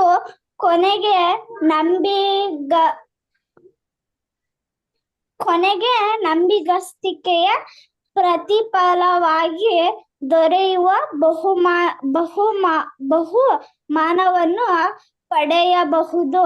ವೆರಿ ಗುಡ್, ಥ್ಯಾಂಕ್ ಯು. ಪದಗಳನ್ನು ತೊಳೆಯುವ ಥ್ಯಾಂಕ್ ಯು. ಇಲ್ಲೇ ನಿಲ್ಸೋಣ. ಥ್ಯಾಂಕ್ ಯು ಕೊಡಮ್ಮ. ಅದರ ಸರಿ ನೋಡ್ಬೇಕಾದ್ರೆ ಪೇತ್ರನ್ಗಿರಂತ ಈ ಗುಣ ಏನ್ರಿ ನಾವು ಅಪ್ರಿಷಿಯೇಟ್ ಮಾಡದೆ ಇರೋಕ್ಕೆ ಸಾಧ್ಯ ಇಲ್ಲ ರೀ. ಪೇತ್ರನ್ಗೆ ಎಷ್ಟೇ ಬಲಹೀನತೆ ಇರ್ಬೋದು, ಅದರ ಎಷ್ಟೇ ಕೊರತೆಗಳಿರ್ಬೋದು, ಆದರೆ ಕರ್ತನ ಹಿಂಬಾಲಿಸುವಂಥ ವಿಚಾರದಲ್ಲಿ ಏನ್ರಿ ಅವ್ರೆಲ್ಲರಿಗೇನ್ರಿ ಗ್ರ್ಯಾಂಡ್ ಎಕ್ಸಾಂಪಲ್. ಅದರ ಕರ್ತನ್ಗಾಗಿ ಏನೋ ಮಾಡೋಂಥ ವಿಚಾರದಲ್ಲಿ ನೋಡ್ಬೇಕಾದ್ರೆ ಏನ್ರಿ ಯಾವುದೇ ರೀತಿ ಆಲಸ್ಯ ಏನಾಗಿಲ್ಲ ಅವ್ರಿಗೆ ಇಲ್ಲೇ ಇಲ್ಲ ಅಂತೀರಿ. ಅದರ ಅದು ನೋಡ್ಬೇಕಾರೆ ಏನ್ರಿ ಅವರಲ್ಲಿ ಎಷ್ಟೇ ಒಂದು ಬಲಹೀನತೆ ಇದ್ರು ಸರಿ ಏನ್ರಿ ಒಂದು ಹೃದಯದಲ್ಲಿ ಏನಾಗಿದ್ರು ದೇವ್ರಿಗೆ ಯಾವಾಗ ಏನಾಗಿದ್ರು ಅವರು ನಿಷ್ಠಾವಂತನಾಗಿದ್ರು. ಅದರ ಇದು ನಮ್ಗೆ ಏನ್ರಿ ಒಂದು ಪಾಠ ರೀ. ಅದರ ಕೆಲವೊಂದು ಸತಿ ನಾವು ಏನ್ರಿ ಬಲಹೀನತೆಗಳ ಕೆಲವೊಂದು ಮಿಸ್ಟೇಕ್ಸ್ ಮಾಡ್ಬಿಡ್ತೀರಿ. ಅದರ ಪೇತ್ರನ ಥರಾನೇ. ಆಗ ನಿರಾಸೆ ಆಗಂತ ಅವಶ್ಯಕತೆ ಏನಿಲ್ಲ ರೀ, ಇಲ್ಲ. ಯಾಕೆಂದ್ರೆ ದೇವರನ್ನ ನಮ್ಮನ್ನ ಒಂದು ನೀತಿ ವಸ್ತ್ರದಲ್ಲಿ ಹಾಕಿ ಏನ್ ಮಾಡಿದ್ದಾರೆ, ಮರೆ ಮಾಡಿದರೆ ನಮ್ಮೆಲ್ಲ ಕುಂದು ಕೊರತೆಗಳನ್ನ ನೀತಿ ವಸ್ತ್ರದಲ್ಲಿ ಏನ್ ಮಾಡಿದ್ರೆ ನಮ್ಮನ್ನ ಅಡಿಸಿಟ್ಟಿದ್ದಾರೆ ಅಲ್ವರ. ಅದನ್ನ ನೋಡ್ಬೇಕಾದ್ರೆ ದೇವರು ನಮ್ಮನ್ನ ನೀತಿ ವಸ್ತ್ರದ ಮುಖಾಂತರ ನೋಡೋದ್ರಿಂದ ನಮ್ಮ ಒಂದು ಮಿಸ್ಟೇಕ್ಸ್ ಏನ್ ಮಾಡೋದಿಲ್ಲ, ಅವ್ರು ನೋಡೋದಿಕ್ಕೆ ಹೋಗಲ್ಲ. ಅದರ ಸೊ ಏನ್ ನೋಡ್ತಾ ಅಂದ್ರೆ ನಮ್ಮ ಉದ್ದೇಶ ಏನಾಗಿತ್ತು. ಇಲ್ಲಿ ಪೇತ್ರನ್ ಕೂಡ ನೋಡ್ಬೇಕಾದ್ರೆ ಪೇತ್ರನ ಉದ್ದೇಶ ಏನಾಗಿತ್ತು ಅಲ್ಲಿ ಬಹು ಸ್ಪಷ್ಟವಾಗಿತ್ತು. ಯೇಸು ಕ್ರಿಸ್ತು ಯಾವತ್ತೂ ಇಂಥ ಒಂದು ಅಂದ್ರೆ ತುಂಬಾ ಒಂದು ಕೆಳಮಟ್ಟದ ಕೆಲಸನ ನಮಗೋಸ್ಕರ ಮಾಡ್ಬಾರ್ದು, ಯೇಸು ಕ್ರಿಸ್ತು ಮಾಡಬಾರ್ದು. ಇಲ್ಲ ನಾವೇನಾಗಿರ್ಬೇಕು ಮಾಡೋದಕ್ಕೆ ಸಿದ್ಧವಾಗಿರ್ಬೇಕು ಅಂತ ಆ ಥರ ಮನ್ಸು ಏನಾಗಿತ್ತಂತೆ ಅಲ್ಲಿತ್ತು. ಸೊ ಈ ಥರ ನಮ್ಮ ಮನಸ್ಸು ನಮ್ಗಿತ್ತು ಅಂತಂದ್ರೆ ಖಂಡಿತವಾಗೂ ಏನಪ್ಪ ನಾವು ಥಿಂಕ್ ಮಾಡ್ಬೋದು ಅಂತಂದ್ರೆ ಪ್ರೈಸ್ ಗೆಲ್ಲೋದು ಯಾವತ್ತೂ ಇಂಥವ್ರೆ. ಅದರ ಪೇತ್ರ ಯೇಸು ಕ್ರಿಸ್ತು ಫಸ್ಟ್ ಪೇತ್ರನ ಕರಿಬೇಕಾರೆ ಪೇತ್ರ ಏನ್ ಹೇಳ್ತಾರೆ, ಅಯ್ಯೋ ಸ್ವಾಮಿ ನಮ್ಮಿಂದ ಏನ್ ಮಾಡಿ ನೀನು ತೊಲಗಿ ಹೋಗು, ನಾವೆಲ್ಲ ಏನ್ರಿ ದೊಡ್ಡ ಪಾಪಿಗಳು ಅಂತ ಹೇಳ್ತಾರೆ. ಯಾಕೆ ಪೇತ್ರ ಹಂಗೆ ಹೇಳಿದ್ದು ಅಂತಂದ್ರೆ, ಸ್ವಾಮಿ ನೀವು ನೋಡಿದ್ರೆ ಈ ಥರ ಕಾಣಿಸಲ್ಲ, ನೀವು ತುಂಬ ಒಳ್ಳೆ ವ್ಯಕ್ತಿ, ಅದರ ನೀವು ಒಳ್ಳೆ ಹೆಸರು ಏನಾಗಿದೆ ಇದೆ, ನಾವಂತೂ ಭಯಂಕರವಾಗಿರೋಂಥ ಮೋಸಗಾರಗಳು, ನಮ್ಮ ಜೊತೆಗಿದ್ರೆ ನಿಮಗೇನಾಗ್ಬಿಡ್ತಾರೆ ಒಳ್ಳೆ ಹೆಸರುಗಳು ಕೆಟ್ಟೋಗ್ಬಿಡ್ತಾರೆ. ಅದರಿಂದ ಏನ್ರಿ ನೀವು ನಮ್ಮಿಂದ ಬಿಟ್ಟು ಹೋಗಿ ಅಂತ ಹೇಳ್ತಾರೆ. ನೋಡಿ ಎಷ್ಟು ಯಥಾರ್ಥವಾಗಿ ತನ್ನ ಮಿಸ್ಟೇಕ್ ಒಪ್ಕೊಂತ ನೋಡಿರ್ತೀನಿ. ಅಂದ್ರೆ ಯಾರಪ್ಪ ಒಪ್ಕೊಂತಾರ ಆ ಥರ? ಯಾರ ತುಂಬಾ ನೀತಿವಂತರೇ ತೋರ್ಸ್ಕೊಳಕ್ಕೆ ಪ್ರಯತ್ನ ಮಾಡ್ತಾರೆ. ಪೇತ್ರ ಓಪನ್ ಆಗಿಬಿಟ್ಟ, ಅಯ್ಯೋ ಸ್ವಾಮಿ ಅದರ I am worst of all the sinners, ನಾನು ಪಾಪಿ, ನಾನು ಏನ್ ಮಾಡೋದು, ನೀವು ಫಸ್ಟು ಹೊರಟೋಗಿ ಅಂದ್ಬಿಟ್ಟಂದ್ರೆ ಸದಿ ನೋಡ್ಬೇಕಾರೆ ಇಂಥವ್ರನ್ನೇ ದೇವ್ರೇನ್ ಮಾಡೋದು, ಕರಿಯೋದು. ಓಕೆನಾ ಸರ್? ನೆಕ್ಸ್ಟ್ ಪ್ಯಾರಾಗ್ರಾಫ್ ಯಾರು ಓದ್ತೀರಾ? ನಾನು ಓದ್ಲಣ್ಣ? ನಿಶಾಂತ ಓದಿ. ಪಾದಗಳನ್ನು ತೊಳೆಯುವುದರಲ್ಲಿ ಕೇವಲ ದಯೆ ತೋರಿಸುವುದು ಮತ್ತು ಆರಾಮಗೊಳಿಸುವುದು ಮತ್ತು ಶಿಷ್ಯರಲ್ಲಿ ನಮ್ರತೆಯ ಮನೋಭಾವದ ಕೊರತೆಯ ಬಗ್ಗೆ ಅದು ಮಾಡಿದ ಗದರಿಕೆಯಿಂದ ಹೆಚ್ಚಿನ ಅರ್ಥವಿದೆ ಎಂದು ಪೇತ್ರನು ತಿಳಿದುಕೊಂಡಾಗ ಅವನು ತನ್ನ ಪಾದಗಳನ್ನು ಮಾತ್ರವಲ್ಲದೆ ತನ್ನ ಕೈಗಳನ್ನು ಮತ್ತು ತಲೆಯನ್ನು ಸಹ ತೊಳೆಯಬೇಕೆಂದು ಬಯಸಿದನು. ಉದಾತ್ತ ಸಂಪೂರ್ಣ ನಿರ್ವಹಿಸುವ ಪೂರ್ಣ ಹೃದಯದ ಉತ್ಸಾಹಭರಿತ ಪೇತ್ರ, ಆದರೆ ನಮ್ಮ ಕರ್ತನು ಇದೇ ಅಗತ್ಯವಿಲ್ಲ ಎಂದು ವಿವರಿಸಿದನು. ಸ್ನಾನ ಮಾಡಿಕೊಂಡವನು ಕಾಲುಗಳನ್ನು ತೊಳೆಯುವುದಲ್ಲದೆ ಬೇರೇನು ತೊಳೆಯಬೇಕಾಗಿರುವುದಿಲ್ಲ, ಅವನ ಮೈಯೆಲ್ಲ ಶುದ್ಧವಾಗಿದೆ. ಯೋಹಾನ 13ನೇ ಅಧ್ಯಾಯ 10ನೇ ವಾಕ್ಯ. ಆ ಸಮಯದಲ್ಲಿ ಸಾರ್ವಜನಿಕ ಸ್ನಾನಗೃಹಗಳು ಬಳಕೆಯಲ್ಲಿದ್ದವು. ಆದರೆ ಸಾಮಾನ್ಯ ಸ್ನಾನ ಮಾಡಿದ ನಂತರವೂ ಮನೆಗೆ ಹಿಂತಿರುಗಿದ ನಂತರ ಪಾದಗಳನ್ನು ತೊಳೆಯುವ ಮೂಲಕ ವಿಷಯವನ್ನು ಪೂರ್ಣಗೊಳಿಸುವುದು ವಾಡಿಕೆಯಾಗಿತ್ತು. ಮತ್ತು ಇದು ನಮ್ಮ ಕರ್ತನ ಮಾತಿನ ತೀರ್ಮಾನದಂತೆ ತೋರಿಸುತ್ತದೆ. ಅಪೊಸ್ತಲರು ನಮ್ಮ ಕರ್ತನ ಜೊತೆಯಲ್ಲಿ ಮತ್ತು ಆತನ ಪ್ರೀತಿ, ಸಾತ್ವಿಕತ್ವ, ಸೌಮ್ಯತೆ, ತಾಳ್ಮೆ, ನಮ್ರತೆಯ ಪ್ರಭಾವದಡಿಯಲ್ಲಿ 3 ವರ್ಷಗಳ ಕಾಲ ಇದ್ದರು ಮತ್ತು ಅವರಿಗೆ ಹೇಳಲಾದ ವಾಕ್ಯೋಪದೇಶ ಸಹಿತವಾದ ಜಲಸ್ನಾನದಿಂದ ಬಹಳವಾಗಿ ಆಶೀರ್ವದಿಸಲ್ಪಟ್ಟರು. ಯೋಹಾನ 15ನೇ ಅಧ್ಯಾಯ 3ನೇ ವಾಕ್ಯ. Thank you. Thank you sister. ಸತಿ ನೋಡ್ಬೇಕಾದ್ರೆ ಪೇತ್ರನಿಗೆ ಯೇಸು ಕ್ರಿಸ್ತನು ಹೇಳ್ತಾರೆ, ನೋಡಪ್ಪ, ನೀನು ಏನಾರ ಕೈ ಕಾಲುಗಳನ್ನ ತೊಳೆದರೆ ಇದ್ರೆ ನಿನಗೆ ನನ್ನಲ್ಲಿ ಏನಿಲ್ಲ, ಒಂದು ಜಾಗ ಇಲ್ಲ ಅಂತ ಏನ್ ಮಾಡ್ತಾರೆ ಅಲ್ಲಿ ಹೇಳ್ತಾರೆ, ಸ್ಥಳ ಇಲ್ಲ ಅಂತ ಏನ್ ಮಾಡ್ತಾರೆ ಅಲ್ಲಿ ಹೇಳ್ತಾರೆ ಅಲ್ರ. ಸೊ ಅವಾಗ ಪೇತ್ರನಿಗೆ ಏನಾಗ್ಬಿಡ್ತಾರೆ, ಬೇಜಾರಾಗ್ಬಿಡ್ತಾರೆ. ಏನಪ್ಪ ನಮ್ಮ ಸ್ವಾಮಿ ಹಿಂಗೆ ಅಂದ್ಬಿಟ್ರಲ್ಲ, ಅಯ್ಯೋ ಸ್ವಾಮಿ ನನಗೆ ನಿಮ್ಮಲ್ಲಿ ಜಾಗ ಇಲ್ಲ, ಇನ್ನೇನು ಸ್ವಾಮಿ ಅಯ್ಯೋ ನಿಮ್ಗೇನ್ ಮಾಡ್ಬೇಕು ಹೇಳ್ರಿ, ಅಯ್ಯೋ ನೀವು ಯಾಕೆ ಕೈಕಾಲ ಪೂರ್ತಿ ಸ್ನಾನನೇ ಮಾಡಿಸ್ಬಿಟ್ಟು ನಡೀರಿ, ಅದಕ್ಕೂ ರೆಡಿ ಅಂತ ಏನ್ ಮಾಡ್ತಾರೆ, ರೆಡಿ ಆಗ್ಬಿಡ್ತಾರೆ. ನೋಡಿ ಏನು ಇದಂತ ನೋಡ್ತೀನಿ, ನಡೀರಿ ಸ್ವಾಮಿ ಸ್ನಾನ ಮಾಡಿಸಿ ಅಂತ ಯೇಸು ಸ್ನಾನ ಮಾಡಿಸ್ಬಿಡ್ತಾರೆ. ಎಳೆ ಮಗುನೇ ಸ್ನಾನ ಮಾಡ್ಸಕ್ಕೆ ಅದರ ಸ್ನಾನ ಮಾಡಿಸ್ಬಿಡಿ ಅಂತ ಹೇಳ್ತಾರೆ. ಅವಾಗ Yesu Krista no you misunderstood, ಅಲ್ಲಪ್ಪ ನಾನು ನಿನ್ನ ಸ್ನಾನ ಎಲ್ಲ ಮಾಡ್ಸಕ್ ಹೋಗಲ್ಲ, ತಪ್ಪ ರೀತಿಲಿ ಅರ್ಥ ಮಾಡ್ಕೊಂಬಿಡ, ಆಲ್ರೆಡಿ ಸ್ನಾನ ಮಾಡ್ಕೊಂಡಿರೋ ಹಂಗೆ ಸ್ನಾನ ಮಾಡ್ಸೋದು ಅವಶ್ಯಕತೆ ಏನಿಲ್ಲ ಇಲ್ಲ ಅಂತ ಹೇಳ್ದಂಗೆ. ಏನರ್ಥ, ಈ ಶಿಷ್ಯನ್ರಲ್ಲಿ ಏನ್ ಮಾಡ್ತಿದ್ರು, ಸ್ನಾನ ಮಾಡ್ಕೊಂಡವ್ರೆ ಅಂತ ಅರ್ಥ. ಡೈಲಿ ಇಸ್ರೇಲಲ್ಲಿ ಸ್ನಾನ ಮಾಡ್ಕೊತಾ ಇದ್ರು. ಕೆಲವು ಜನ ಇರ್ತಾರೆ ಗೊತ್ತಾಗ್ತಿರ್, ಕೊಡಕ್ ಸ್ನಾನನೇ ಮಾಡಲ್ಲ ನೋಡಿರ್ತೀನಿ. ಏನ್ರಿ 3 ದಿನಕ್ಕೆ ಒಂದ್ಸತಿ ಮಾಡೋದು, 2 ದಿನಕ್ಕೆ ಒಂದ್ಸತಿ ಮಾಡೋದು ಅಲ್ರ, ಏನ್ರಿ ಎಷ್ಟೋ ದಿನಗಳು ಸ್ನಾನನೇ ಮಾಡೋದಿಲ್ಲ ಅಲ್ವರ. ಬೈಬಲ್ ಎಷ್ಟು ಚೆನ್ನಾಗಿ ಕೊಟ್ಟಿರ್ತೀನಿ, ಹಾಗೆ ಶಿಷ್ಯಗಳು ಸ್ನಾನ ಮಾಡೋರೆ ಅದರ ಆ very day they taken the bath ಅದರ. ಅದಕ್ಕೆ ಇಸ್ರೇಲಲ್ಲಿ ಏನಿತ್ತು ಒಂದು ಪದ್ಧತಿ ಇತ್ತು ಅಲ್ಲ, ಏನಂದ್ರೆ ಇಸ್ರೇಲಲ್ಲಿ ಒಂದು ಏನ್ರಿ ಈ ಕಾಮನ್ ಆಗಿ ಸ್ನಾನ ಮಾಡೋದಕ್ಕೆ ಅಂತ ಅಂದ್ಬಿಟ್ಟು ಜಾಗಗಳು ಏನಾಗಿತ್ತು ಅಂತೆ ಇದ್ದು ಅಂತ ಹೇಳ್ತಾರೆ, ಹಮಾಮ್ ಅಂತ ಹೇಳ್ತಾರೆ ಈ ಹಿಂದಿಯಲ್ಲಿ ಅದರ. ಆ ಜಾಗದಲ್ಲಿ ಏನ್ರಿ ಇವರೆಲ್ಲ ಏನ್ರಿ ಸ್ನಾನ ಮಾಡೋಕ್ಕೆ ಏನ್ ಮನೆಗಳೇನೋ ಇಲ್ಲ ಅಂತ ಇವ್ರು ಏನ್ ಮಾಡೋದು, ಜಡದಲ್ಲಿ ಸ್ನಾನಗಳು ಮಾಡ್ಕೊಬೋದಾಗಿತ್ತು ಅಲ್ವರ. ಸೊ ಅದಕ್ಕೆ ಏನ್ ಹೇಳ್ತಾರೆ, ಈ ತರ ಸ್ನಾನ ಮಾಡ್ಕೊಂಡವ್ರಿಗೆ ಪೂರ್ತಿ ಸ್ನಾನ ಮಾಡಿಸೋಂಥ ಅವಶ್ಯಕತೆ ಏನಿಲ್ಲ, ತೊಳೆಯಂಥ ಅವಶ್ಯಕತೆ ಇಲ್ಲ, ಬಾಡಿ ಇದೆ ಕ್ಲೀನ್. ಹೊರಗಡೆ ಹೋಗಿ ಬಂದ್ರೆ ಏನ್ ಮಾತ್ರ ಒಂದು ಗಲೀಜಾಗಿರ್ತಾರೆ ಅಂದ್ರೆ ಪಾದ, ಅದರಿಂದ ಪಾದನ ಮಾತ್ರ ಏನ್ ಮಾಡ್ಬೇಕು, ಕ್ಲೀನ್ ಮಾಡ್ಕೊಳೋದು ತುಂಬಾ ಅವಶ್ಯಕತೆ ಅಂತ. ಅಂದ್ರೆ ಪೇತ್ರ ಇಲ್ಲಿ ಏನಪ್ಪ ಕಲ್ತ್ಕೊಂತಾರೆ ಅಂತಂದ್ರೆ, ಯೇಸು ಕ್ರಿಸ್ತು ನಿಜವಾಗಿರಂತ ಒಂದು ನೀರಿನ ಸ್ನಾನದ ಬಗ್ಗೆ ಏನ್ ಮಾಡ್ತಲ್ಲ ಮಾತಾಡ್ತಲ್ಲ ಅಂತ ಬಹು ಸ್ಪಷ್ಟವಾಗಿ ಅವ್ರು ಗೊತ್ತಾಗ್ಬಿಡ್ತಾರೆ.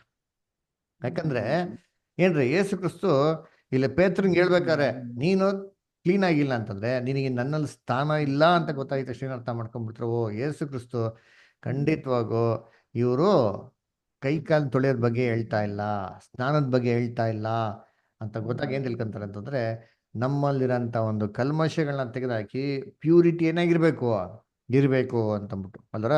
ಅದಕ್ಕೆ ಯೇಸು ಕ್ರಿಸ್ತನ ಜೊತೆಗಿರೋಂಥ ಎಲ್ಲ ಅಪೋಸ್ತಲರು 3.5 ವರ್ಷ ಏನಪ್ಪ ಮಾಡ್ತಾರೆ ಅಂತಂದ್ರೆ, ಕ್ರಿಸ್ತನ್ ಜೊತೆಗೆ ಇದ್ದೇ ಏನ್ರಿ ವಾಕ್ಯವೆಂಬಂತ ಜಲದಿಂದ 3.5 ವರ್ಷ ಏನ್ ಮಾಡ್ತಾರೆ, ಅವರು ಕ್ಲಿನ್ಸಿಂಗ್ ಆಕ್ಟಿವಿಟಿ ಮಾಡ್ತಾರೆ ಅದರ. ಏನ್ರಿ ಆಲ್ಮೋಸ್ಟ್ 3.5 years ಅಲ್ಲಿ ಪೂರ್ತಿ ಸ್ನಾನ ಮಾಡಿಸ್ಬಿಟ್ಟಿದ್ರು. ಇವಾಗ ಎಲ್ಲಿಗೆ ಬಂದವ್ರೆ, ಲಾಸ್ಟ್ ಫೀಟ್ ಸೈಂಟ್ಸ್ ಕಾಲ್ ಭಾಗಕ್ಕೆ ಏನಾಗರೆ ಬಂದವ್ರೆ. ಅಲ್ಲಿ ಬಂದ್ಬಿಟ್ಟು ಏನ್ ಹೇಳ್ತಾರೆ, ನೀವು ಪೂರ್ತಿ ಸ್ನಾನ ಮಾಡೋಂಥ ಅವಶ್ಯಕತೆ ಇಲ್ಲ, ಏನ್ ಬೇಕು, ಕಾಲ್ ಮಾತ್ರ ಏನಾಗಬೇಕು, ಕ್ಲೀನ್ ಆಗ್ಬೇಕು. ಲಾಸ್ಟ್ ಸ್ಟೇಜ್ ಅಲ್ಲಿ ಅಂತ ಫೀಟ್ ಸೈಂಟ್ಸ್ ತರ ಇರೋಂಥವ್ರು ಮಾತ್ರ ಏನ್ರಿ ಇದು ಅಪ್ಲೈ ಆಗಂಥದ್ದು. ಓಕೆ, ನೆಕ್ಸ್ಟ್ ಪ್ಯಾರಾಗ್ರಾಫ್ ಓದೋಣ. ನೆಕ್ಸ್ಟ್ ಪ್ಯಾರಾಗ್ರಾಫ್ ಯಾರು ಓದ್ತೀರಾ? ಸುಧಾಷ್ಟ್ರ ಓದ್ತೀರಾ? Yes brother.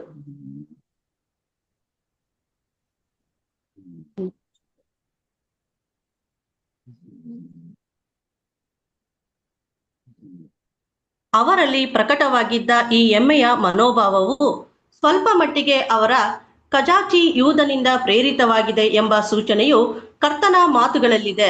ದುಸ್ಸಾಹಸವು ಸದಾಚಾರವನ್ನು ಕೆಡಿಸುತ್ತದೆ, 1 ಕೊರಿಂಥ 15:33 ಅವರ ಮಹಾನ್ ಗುರುವಿನ ಈ ಅಂತಿಮ ಪಾಠವು 11 ಜನರ ಮೇಲೆ ಬಹಳ ಪ್ರಭಾವಶಾಲಿಯಾಗಿತ್ತು.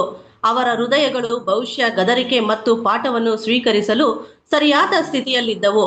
ಅಂದರೆ ಯೂದನ ಮೇಲೆ ಅವನ ಪಾದಗಳು ಸಹ ತೊಳೆಯಲ್ಪಟ್ಟಿದ್ದರೂ ಪರಿಣಾಮವು ಸ್ಪಷ್ಟವಾಗಿ ಅನುಕೂಲವಾಗಿರಲಿಲ್ಲ. ಭೋಜನಕ್ಕೆ ಮೊದಲು ಅವನೊಳಗೆ ಪ್ರವೇಶಿಸಿದ ದುಶ್ಶಕ್ತಿ, ಹಣವನ್ನು ಪಡೆಯುವ ಬಯಕೆ ಮತ್ತು ಕರ್ತನಿಗೆ ದ್ರೋಹ ಮಾಡುವ ಮೂಲಕ ಅದನ್ನು ಪಡೆಯುವ ಪ್ರಸ್ತಾಪ ಸ್ಪಷ್ಟವಾಗಿ ಅವನೊಂದಿಗೆ ಮುಂದುವರಿಯಿತು. ಮತ್ತು ನಮ್ಮ ಕರ್ತನ ನಮ್ರತೆ ಮತ್ತು ಸೇವೆಯಿಂದ ಸರಿಯಾಗಿ ಚಲಿಸುವ ಬದಲು ಅವನು ವಿರುದ್ಧ ದಿಕ್ಕಿನಲ್ಲಿ ಹೆಚ್ಚು ಚಲಿಸಿದನು. ಅವನ ಬಗ್ಗೆ ಕಡಿಮೆ ಯೋಚಿಸುವಂತೆ ಮಾಡಿತು. ಪ್ರತಿ ಬಾರಿಯೂ ಕರ್ತನ ಹೆಸರನ್ನು ಪ್ರತಿವಾದಿಸಿದ ಎಲ್ಲರ ವಿಷಯದಲ್ಲೂ ಇದೇ ಆಗಿದೆ.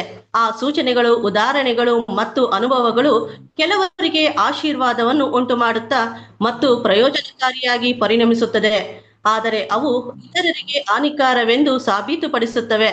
ಸುವಾರ್ತೆಯು ಅದರ ಪ್ರತಿಯೊಂದು ಹಂತದಲ್ಲೂ ಮರಣವನ್ನು ಹೆಚ್ಚಿಸುವ ವಾಸನೆಯಾಗಿಯೂ ಮತ್ತು ಜೀವವನ್ನು ಹುಟ್ಟಿಸುವ ವಾಸನೆಯಾಗಿಯೂ ಇದೆ. ದೇವರ ಒಳ್ಳೆತನ ಮತ್ತು ಕರುಣೆ ಫರೋಹನ ಹೃದಯವನ್ನು ಗಟ್ಟಿಗೊಳಿಸಿದಂತೆಯೇ ಯೇಸುವಿನ ಪ್ರೀತಿ ಮತ್ತು ನಮ್ರತೆಯು ಯೂದನ ಹೃದಯವನ್ನು ಗಟ್ಟಿಗೊಳಿಸಿತು. ಮತ್ತು ಈ ತತ್ವಗಳು ಇನ್ನೂ ಕಾರ್ಯನಿರ್ವಹಿಸುತ್ತವೆ ಮತ್ತು ಇಂದಿಗೂ ಸುಗ್ಗಿಯ ಶೋಧಿಸುವಿಕೆಯಲ್ಲಿ ಇದನ್ನು ಕಾಣಬಹುದು. 2 ಕೊರಿಂಥ 2:16 ವಿಮೋಚನೆ ಕಾಂಡ 7:13. Thank you brother. Thank you sister. So ನೋಡ್ಬೇಕಾದ್ರೆ ಇಲ್ಲಿ ಶಿಷ್ಯರುಗಳಿಗೆ ಈ ಒಂದು ಕಾಂಪಿಟೇಷನ್ ಸ್ಪಿರಿಟ್ ಏನಕ್ಕಪ್ಪ ಬಂದಿರ್ಬೋದು ಅಂತ ಹೇಳ್ತಾರೆ. ಒಂದು ಸಜೆಷನ್ ಹೇಳ್ತಾರೆ ನಮ್ಮ ಬ್ರದರ್, ಇದು ಬರಿಬೇಕಾದ್ರೆ ಹೇಳ್ತಾರೆ ಅಂದ್ರೆ ಪ್ರಾಬಬ್ಲಿ ಇದು ಪ್ರೈಡ್ ಇಂದ ಏನಾಗಿರ್ಬೇಕು ಬಂದಿರ್ಬೋದು. ನಾನೇ ಗ್ರೇಟು, ನನ್ಗೇನೋ ನಾನೇ ತೊಳಿಬೇಕು, ನಾನೇಕ್ಕಿಂತ ಕೆಳಮಟ್ಟಕ್ಕೆ ಹೋಗ್ಬೇಕು ಅಂತಂದ್ಬಿಟ್ಟು ಈ ಒಂದು ಇಂಪ್ರೆಷನ್ ಇವ್ರಿಗೆ ಎಲ್ಲಿಂದ ಬಂದಿರಬೇಕು ಅಂದ್ರೆ ಆ ಒಂದು ಪ್ರೈಡ್. ಈ ಪ್ರೈಡ್ ಹೆಂಗಪ್ಪ ಬಂತು ಅಂತಂದ್ರೆ ಇದನ್ನ ಏನ್ ಮಾಡಿದ್ದಾರೆ ಅಂದ್ರೆ ಯೂದಾಸ್ ಅಲ್ಲಿ ಏನಾಗಿರ್ತಾರೆ ಅಂದು ಹೈಲೈಟಿಂಗ್ ಕ್ಯಾರೆಕ್ಟರ್ ತರ ಅವ್ರು ಏನಾಗಿರ್ತಾರೆ ಕಾಣಿಸಿರ್ತಾರೆ. ಅದರ ಯೂದಾಸು ಡೆಫಿನೆಟ್ ಆಗಿ ಮಿಕ್ಕಿದೆಲ್ಲ 11 ಅಪೋಸ್ಟಲ್ಸ್ಗಳು ಕಂಪೇರ್ ಮಾಡಿದ್ರೆ ಡಿಫ್ರೆಂಟ್ ಆಗಿ ಏನ್ ಮಾಡಿದ್ದಾರೆ, ಅವ್ನು ಬಿಹೇವ್ ಮಾಡಿದ್ದಾರೆ.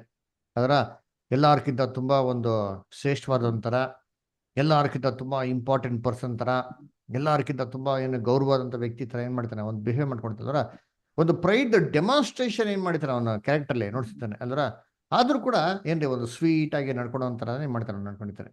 ನೋಡಿ ಇಲ್ಲಿ ಯೇಸು ಕ್ರಿಸ್ತು ಏನ್ರಿ ಎಲ್ಲಾ ಪಾದ ತೊಳಿಬೇಕಾರೆ ಅವನ ಪಾದ ಕೂಡ ಏನ್ ಮಾಡೋರು ಅವ್ರನ್ನ ತೊಳೆದವ್ರೆ ಅಲ್ಲರ. ಅವಾಗಾರ ಅವ್ನಿಗೆ ಏನಾಗಿಲ್ಲ, ಮನ್ಸು ಚೇಂಜ್ ಆಗಿಲ್ಲ. ಯೋಚನೆ ಮಾಡಿರ್ತೀರಿ ಇವರ ಯಾರೋ ಏನ್ರಿ ನಾವ್ ಯಾರಿಗೋ ಒಬ್ರು ಕೆಟ್ಟದ್ ಮಾಡ್ಬೇಕು ಅಂತ ತಿಳ್ಕೊಳ್ಳಿ, ಅವ್ರು ನಮ್ಗೆ ತುಂಬಾ ಒಳ್ಳೇದ್ ಮಾಡ್ಬಿಟ್ರೆ ನಾವ್ ಏನ್ ಮಾಡ್ತೀರಿ ಹೇಳಿ, ನಮ್ಮ ಮನ್ಸು ಕರ್ಗೋಗ್ಬಿಡ್ತಾರೆ. ಬಿಡಪ್ಪ ಹೋಗ್ಲಿ ನಾವ್ ಯಾಕೆ ಅವ್ನು ಕೆಟ್ಟದ್ ಮಾಡಕ್ ಹೋಗ್ಬಿಟ್ಟು ಬಿಟ್ಬಿಡೋಣ ಅಂತಂದ್ಬಿಟ್ಟು ಮನ್ಸು ಬಂದ್ಬಿಡ್ತಾರೆ. ಆದ್ರೆ ಇವ್ ನೋಡಿ ಎಷ್ಟಂತ ಒಂಥರ ಎಷ್ಟು ಒಂದು ದುಷ್ಟ ಮನ್ಸು ಅಂತಂದ್ರೆ ಯೇಸು ಕ್ರಿಸ್ತನ ಹೇಗಾದ್ರೂ ಸರಿ ಏನ್ ಮಾಡ್ಬೇಕು, ಹಿಡ್ಕೊಡ್ಬೇಕು ಅಂತ ಡಿಸೈಡ್ ಮಾಡ್ಬಿಟ್ಟಿದಂತಾರೆ. ಮನ್ಸಲ್ಲಿ ಫಿಕ್ಸ್ ಮಾಡ್ಕೊಂಡ್ಬಿಟ್ಟವನೆ. ಯೇಸು ಕ್ರಿಸ್ತು ಸ್ವತಃ ಕಾಲ್ನ ತೊಳೆದೆ ಏನ್ರಿ ಅವ್ರಿಗೆ ಇದು ಮಾಡ್ತಾ ಇರ್ಬೇಕಾದ್ರು ಕೂಡ ಅದೇನ್ ಮಾಡಕ್ ಹೋಗಿಲ್ಲ, ಯಾವುದೇ ರೀತಿ ಒಂದು ಚೇಂಜಸ್ ಮಾಡ್ಲಿಲ್ಲ. ಅಂದ್ರೆ ಅಟ್ಲೀಸ್ಟ್ ಏನ್ ಮಾಡ್ಬೇಕಾಯ್ತು, ಯೇಸು ಕ್ರಿಸ್ತು ನೋಡ್ಬಿಟ್ಟು ಅವ್ನ ಫೀಲಿಂಗ್ಸ್ ಏನಾಗಬೇಕಾಯ್ತು, ಸ್ವಲ್ಪ ಚೇಂಜ್ ಆಗ್ಬೇಕಾಯ್ತಲ್ಲ. ಯೇಸು ಕ್ರಿಸ್ತು ಹೆಂಗಿರ್ತಾರೆ ಅಲ್ವರ, ಅವ್ರ ಫೇಸು ಅವ್ರ ಲುಕ್ಕು ಯಾವ ತರ ಒಂದು ಮೈಲ್ಡ್ ಒಂದು ಲುಕ್ ಕೊಟ್ಟಿರ್ತಾರೆ ಅಲ್ವರ, ಒಂದು ಇನ್ನೋಸೆಂಟ್ ಲುಕ್ ಕೊಟ್ಟಿರ್ತಾರೆ ನೋಡ್ತೀನಿ. ಅದೆಲ್ಲಾರ ಏನಾಗಬೇಕಾಯ್ತು, ಕರ್ಗೋಬೇಕಾಯ್ತು. ಪೇತ್ರನ ಅದೇ ಲುಕ್ಕಲ್ಲಿ ಕೊಟ್ಟಿರ್ತಾರೆ. ಕೊಟ್ಟಿದ ತಕ್ಷಣ ಏನಾಗ್ಬಿಡುತ್ತೆ, ಪೇತ್ರ ಕರ್ಗೋಗ್ಬಿಟ್ರು. ಅಯ್ಯೋ ಸ್ವಾಮಿ ನೀವು ತೊಳಿಬಾರ್ದು ಅದರ, ಅಯ್ಯೋ ಸ್ನಾನೇ ಮಾಡಿಸ್ಬಿಡಿ ನಡೀರಿ ಅಂತ ಹೇಳ್ತಾರೆ. ಅವಾಗ ಎಷ್ಟು ಯಾವ ಥರ ಎಕ್ಸ್ಪ್ರೆಷನ್ಸ್ ಇರ್ಬೇಕು ಅವ್ರಿಗೆ ಅಲ್ವರ. ಇವೆಲ್ಲ ನೋಡಿ ಪೇತ್ರನಿಗೆ ಎಫೆಕ್ಟ್ ಆಯ್ತು, ಯೂದಾಸನ್ ಸ್ವಲ್ಪ ಕೂಡ ಏನಾಗಿಲ್ಲ, ಬದಲಾವಣೆನೇ ಆಗಿಲ್ಲ. ಅದಕ್ಕೆ 1 ಕೊರಿಂಥ ಹೇಳೋದು, ದುಸ್ಸವಾಸವು ಸದಾಚರಣೆ ಏನ್ ಮಾಡ್ತದೆ, ಕೆಡಿಸ್ತದೆ. ಅದರ ಕೆಲವೊಂದು ಏನ್ರಿ ಏನ್ರಿ ನಮ್ಮ ಕೆಲವೊಂದು ಸಂಬಂಧಗಳು ಅದರ ಅಥವಾ ಕೆಲವ್ರ ಜೊತೆ ನಾವು ಈ ಸಂಬಂಧನ ಬೆಳೆಸ್ಕೊಂತಿರೋ ಕಮ್ಯುನಿಕೇಶನ್, ಅದರಿಂದ ನಮ್ಮ ಕ್ಯಾರೆಕ್ಟರ್ ಸ್ಪಾಯ್ಲ್ ಆಗ್ತಾರೆ ಅಂತಂದ್ರೆ ಅಂಥವ್ರ ಹತ್ರ ನಾವು ಕಟ್ ಆಫ್ ಮಾಡೋದೇ ಬೆಟ್ರಿ. ಅದಕ್ಕೆ ಯೇಸು ಕ್ರಿಸ್ತು ಹೇಳಿದ್ರು, ನಿಮ್ ಕೈ ಪಾಪ ಮಾಡೋರು ಏನ್ ಮಾಡ್ರಿ, ಕೈನ ಕತ್ತರ್ಸಾಕಿ. ಕೈಯನ್ನೇನ್ರಿ ನಮ್ಗೆ ತುಂಬಾ ಕ್ಲೋಸ್ ಆಗಿರ್ತಾರೆ ಅದರ, ತುಂಬಾ ಬೇಕಾದವರು ಅದರ, ಆದ್ರೆ ಅದರಿಂದ ನೀವು ದೇವ್ರ ಕಡೆಯಿಂದ ದೂರಕ್ಕೆ ಹೋಗ್ತಾ ಇದ್ದೀರಾ, ದಯವಿಟ್ಟು ಕಟ್ ಆಫ್ ಮಾಡಿ ಬಿಸಾಕಿ ಅದರ. ಯಾಕೆಂದ್ರೆ ಅದು ಏನ್ ಮಾಡ್ತಾರೆ, ನಮ್ಮನ್ನ ಕೆಟ್ಟ ಒಂದು ದಾರಿಗೆ ಮಾಡ್ತಾ ಕರ್ಕೊಂಡು ಹೋಗ್ಬಿಡ್ತಾರೆ. ನಮ್ಮ ಪಾದಗಳಾಗ್ಲಿ ಅದರ, ನಮ್ಮ ಮಾತಾಗ್ಲಿ ಕಣ್ಣಾಗ್ಲಿ ಯಾವುದೇ ರೀತಿಯಲ್ಲಿ ಕೆಟ್ಟದ್ದಿತ್ತು ಅಂತಂದ್ರೆ ಅದನ್ನ ಆದಷ್ಟು ಏನ್ ಮಾಡಕ್ ನಾವು ತೆಗೆದಿಕ್ಕೆ ಪ್ರಯತ್ನ ಮಾಡಕ್ಕೆ. ಯಾಕಂತಂದ್ರೆ ಏನ್ರಿ ಫಸ್ಟ್ ಆಫ್ ಆಲ್ ನಮ್ಮಲ್ಲೇ ಎಷ್ಟೋ ಕೆಟ್ಟಿದೈತೆ. ಈ ಸಾಲಿದ್ಕೆ ನಾವು ಇನ್ನೂ ಔಟ್ವರ್ಡ್ ಇನ್ಫ್ಲೂಯೆನ್ಸಲ್ಲಿ ಇನ್ನೂ ಕೆಟ್ಟವ್ರು ಸಹವಾಸ ಮಾಡ್ತಾ ಇದ್ದಾರೆ. ಇನ್ನೂ ನಾವೇನಾಗ್ತೀವಿ, ಇನ್ನೂ ತುಂಬ ನಾವು ಇನ್ನೂ ಡಿಫೈಲ್ ಆಗೋದಕ್ಕೆ ತುಂಬ ಏನಾಗಿದೆ ಚಾನ್ಸಸ್ಗಳು ಇದೆ. ಅದನ್ನು ಆದಷ್ಟು ಅವಾಯ್ಡ್ ಮಾಡೋಕ್ಕೆ ತಾವೇ ಮಾಡಬೇಕು, ಅದನ್ನ ಪ್ರಯತ್ನ ಮಾಡಬೇಕು ಅಂತ ಏನು ಮಾಡ್ತಾರೆ ಅಲ್ಲಿ ಹೇಳ್ತಾರೆ ಅಲ್ವರ.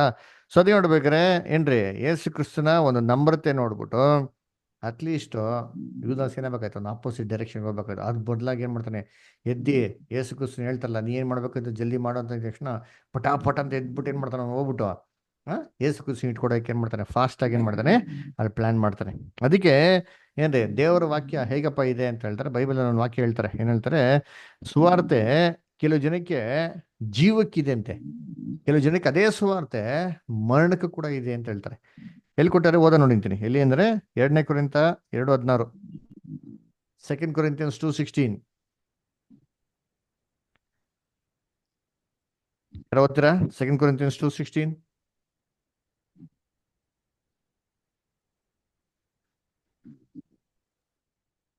ನಾವು ನಾಶನ ಮಾರ್ಗದಲ್ಲಿರುವವರಿಗೆ ಮರಣದಿಂದ ಹುಟ್ಟಿ ಮರಣವನ್ನು ಹುಟ್ಟಿಸುವ ವಾಸನೆಯಾಗಿಯೂ, ರಕ್ಷಣಾ ಮಾರ್ಗದಲ್ಲಿರುವವರಿಗೆ ಜೀವದಿಂದ ಹುಟ್ಟಿ ಜೀವವನ್ನು ಹುಟ್ಟಿಸುವ ವಾಸನೆಯಾಗಿಯೂ ಇದ್ದೇವೆ. ನೋಡ್ರ ಇಂತಹ ಕಾರ್ಯಗಳಿಗೆ ಯಾರು ಯೋಗ್ಯರು? ನೋಡ್ರ ಹೇಳ್ತಾರೆ, ಕೆಲವು ಜನಕ್ಕೆ ಹೆಂಗಿದ್ರಿ, ಸುವಾಸನೆ ಆಗಿದ್ದೀವಿ, ಕೆಲವು ಜನಕ್ಕೆ ಮರಣ ಮಾರ್ಗದ ಥರ ಇದ್ದೀವಿ. ಅದರ ಅದನ್ನ ಕೆಲವು ಜನಕ್ಕೆ ಸುವಾರ್ತೆಗಳು ಹೊರಗಡೆ ಒಳ್ಳೆ ಎಫೆಕ್ಟ್ ಬೀರ್ಬೋದು, ಇನ್ನು ಕೆಲವು ಜನಕ್ಕೆ ಅದೇ ಸುವಾರ್ತೆ ಕೆಟ್ಟ ಎಫೆಕ್ಟ್ ಬೀಳಕ್ಕೆ ಸಾಧ್ಯತೆಗಳೇನಾಗಿದೆ ಇದೆ. ಅದರ ಬೈಬಲ್ ಆಯ್ತಾ? ಎಸ್. ಫಾರೋಗೆ ಏನು ಮಾಡಿದ್ರು ದೇವರು, ಭಯಂಕರವಾಗಿ 10 ಉಪದ್ರವಗಳು ಮಾಡಿದ್ರು ಕೊಟ್ರು ನೋಡ್ರಿ ಅಂತೀನಿ. ಅಂದ್ರೆ 10 ಉಪದ್ರವಗಳಲ್ಲಿ ಏನು ಮಾಡ್ದ ಅವನು, ದೇವರು ಕೃಪೆ ಮೇಲೆ ಕೃಪೆ ಕೊಟ್ಟು ಹೊಡಿಸ್ತಾನೆ ಇದ್ರು. ಅದರ ಏನು ಒಂದ್ಸತಿ ನಾ ಶಂಸೋದು ಎಂಥ ಟೆರಿಬಲ್ ಪ್ಲೇಗ್ಸ್ ಅಲ್ಲ. ಫಸ್ಟ್ 3 ಪ್ಲೇಗ್ ಮಾತ್ರ ಇಡೀ ಇಬ್ರು ಜನಗಳ ಮೇಲೆ ಬರ್ತಂತೆ. ಆದರೆ ನೆಕ್ಸ್ಟ್ ಬಂದಿರೋಂಥ ಪ್ಲೇಗ್ಸು ಯಾರ ಮೇಲೆ ಮಾತ್ರ ಇದ್ದಿದ್ದಲ್ಲ, ಬರೀ ಐಗುಪ್ತ ದೇಶದ ಮೇಲೆ. ಯೋಚನೆ ಮಾಡ್ರಿ ಅಂತೀನಿ, ಪಕ್ಕದ ರೋಡಲ್ಲಿ ಕರೆಂಟ್ ಐತೆ, ನಮ್ಮ ಮನೆಯಲ್ಲ ಕರೆಂಟು ಇಲ್ಲ ಅಂತಂದ್ರೆ ಸ್ವಲ್ಪ ನಾವು ಥಿಂಕ್ ಮಾಡ್ತಿರಲಿಲ್ಲ. ಮನೇಲಿ ಪಕ್ಕ ರೋಡಲ್ಲಿ ನೀರು ಬರ್ತೈತೆ, ನಮ್ಮ ರೋಡಲ್ಲಿ ನೀರು ಬರ್ತಲ್ಲ, ನಾವೇನು ಮಾಡ್ತೀವಿ, ಥಿಂಕ್ ಮಾಡ್ತಿರೋ ಇಲ್ವಾ? ಈಜಿಪ್ಷಿಯನ್ಸ್ ಹೆಂಗಿರ್ಬೇಕು, ಈಜಿಪ್ಷಿಯನ್ ಫಾರೋ ಹೆಂಗಿರ್ಬೇಕು, ಅಷ್ಟು ದೂರದಲ್ಲಿರೋಂಥ ಗೋಷನ್ ನಗರದಲ್ಲಿ ಏನೈತೆ, ಎಲ್ಲ ಥರ ಎಲ್ಲ ಸೌಕರ್ಯಗಳೈತೆ, ಏನು ಕುಂದು ಕೊರತೆಗಳು. ಇಲ್ಲಿ ಮಾತ್ರ ನೋಡಿದ್ರೆ ಎಲ್ಲ ಥರ ಪ್ರಾಬ್ಲಮ್. ಸ್ವಲ್ಪರ ಒಂದು ತಲೆಗೆ ಏನಾಗಬೇಕಾಯ್ತು, ಸ್ವಲ್ಪ ಫ್ಲ್ಯಾಶ್ ಆಗಬೇಕಾಯ್ತಲ್ಲ, ಅಯ್ಯೋ ಇದು ದೇವ್ರು ಮಾಡ್ತಾ ಇರೋದು, ನಾನು ತಗ್ಗಿಸ್ಕೊಂಡ್ಬಿಡ್ಬೇಕು ಅಂತ ಅಂದ್ಬಿಟ್ಟು. ಇಲ್ವೇ ಇಲ್ಲ ನೋಡ್ತೀನಿ, ಅಡಮೆಂಟ್ ಕ್ಯಾರೆಕ್ಟರ್. ಅದಕ್ಕೆ ದೇವರ ಕೃಪೆ ಅವನ ಮನಸ್ಸನ್ನೇನು ಮಾಡ್ತೋ, ಕಠಿಣಪಡಿಸ್ಬಿಡ್ತು. ಎಷ್ಟು ಕಠಿಣಪಡಿಸ್ತು ಅಂತಂದರೆ, ದೇವರು ಕೃಪೆ ಮೇಲೆ ಕೃಪೆ ಕೊಡ್ತಾ ಇರ್ಬೇಕಾರೆ ಅವನಾದಷ್ಟು ದೇವ್ರಿಂದ ಏನು ಮಾಡ್ದ, ಅವನು ದೂರ ಹೋದ ಹೊರತು ದೇವ್ರಿಗೆ ಹತ್ರವಾಗಿ ಬರಲಿಲ್ಲ. ಅದರ ಯೂದಾಸ್ತರ ಹಾಕೋಗ್ಬಿಟ್ಟ. ಅದನ್ನ ಕರ್ತನಲ್ಲಿ ಇದು ನಮ್ಗೇನ್ರಿ ಒಂದು ಪಾಠ. ಅದರ ಆದಷ್ಟು ಏನ್ರಿ ನಮ್ಮ ಮನಸ್ಸನ್ನ ಕಠಿಣ ಮಾಡಕ್ಕೆ ಹೋಗ್ಬಿಡ್ದ್ರಿ. ನಮಗೆ ಕೆಲವೊಂದು ಮಿಸ್ಟೇಕ್ಸ್ಗಳು ಅಂದರೆ ನಮ್ಮದು ನಮ್ಗೆ ಗೊತ್ತಾಯ್ತು ಅಂದ್ರೆ ನಾವೇನು ಮಾಡಬೇಕು, ಅದನ್ನು ದೇವ್ರ ಕಡೆಗೆ ತಿರುಗಿ ನಾವು ಸೆಂಟ್ರಾಗಿ ನಾವು ತಿದ್ಕೊಂಬಿಟ್ರೆ ನಮ್ಮ ದೇವರು ಅದಕ್ಕಿಂತ ಇನ್ನೇನು ನೋಡಲ್ಲ ರೀ. ಅವ್ರ ಬೈಬಲ್ ಹೇಳ್ತಲ್ಲ, ದುಷ್ಟನ ಮರಣದಲ್ಲಿ ನನಗೇನು ಸಂತೋಷ ಇಲ್ಲ, ನಾನು ಸ್ವಲ್ಪ ಕನಿಷ್ಠವಾದ ಸಂತೋಷ ಇಲ್ಲ. ಅವನ ಮಾನಸಾಂತರ ಒಂದು ದೇವ್ರ ಕಡೆ ಬರೋದೇ ಏನ್ರಿ ಯೆಹೋವನ ಸಂತೋಷ. ಇದಕ್ಕಾಗೇನೆ ದೇವ್ರ ಲೋಕವನ್ನು ಎಷ್ಟೋ ಪ್ರೀತಿ ಮಾಡಿ ಏನು ಕೊಟ್ಟಿದ್ದ, ತನ್ನ ಮಗನ ಕೊಟ್ಟಿದ್ದ ಅಂತ ಹೇಳ್ತಾರೆ. ಓಕೆ, ನೆಕ್ಸ್ಟ್ ಪ್ಯಾರಾಗ್ರಾಫ್ ಓದೋಣ. ನೆಕ್ಸ್ಟ್ ಪ್ಯಾರಾಗ್ರಾಫು ಯಾರು ಓದ್ತೀರಾ ಬ್ರದರ್ ಸಿಸ್ಟರ್ಸ್?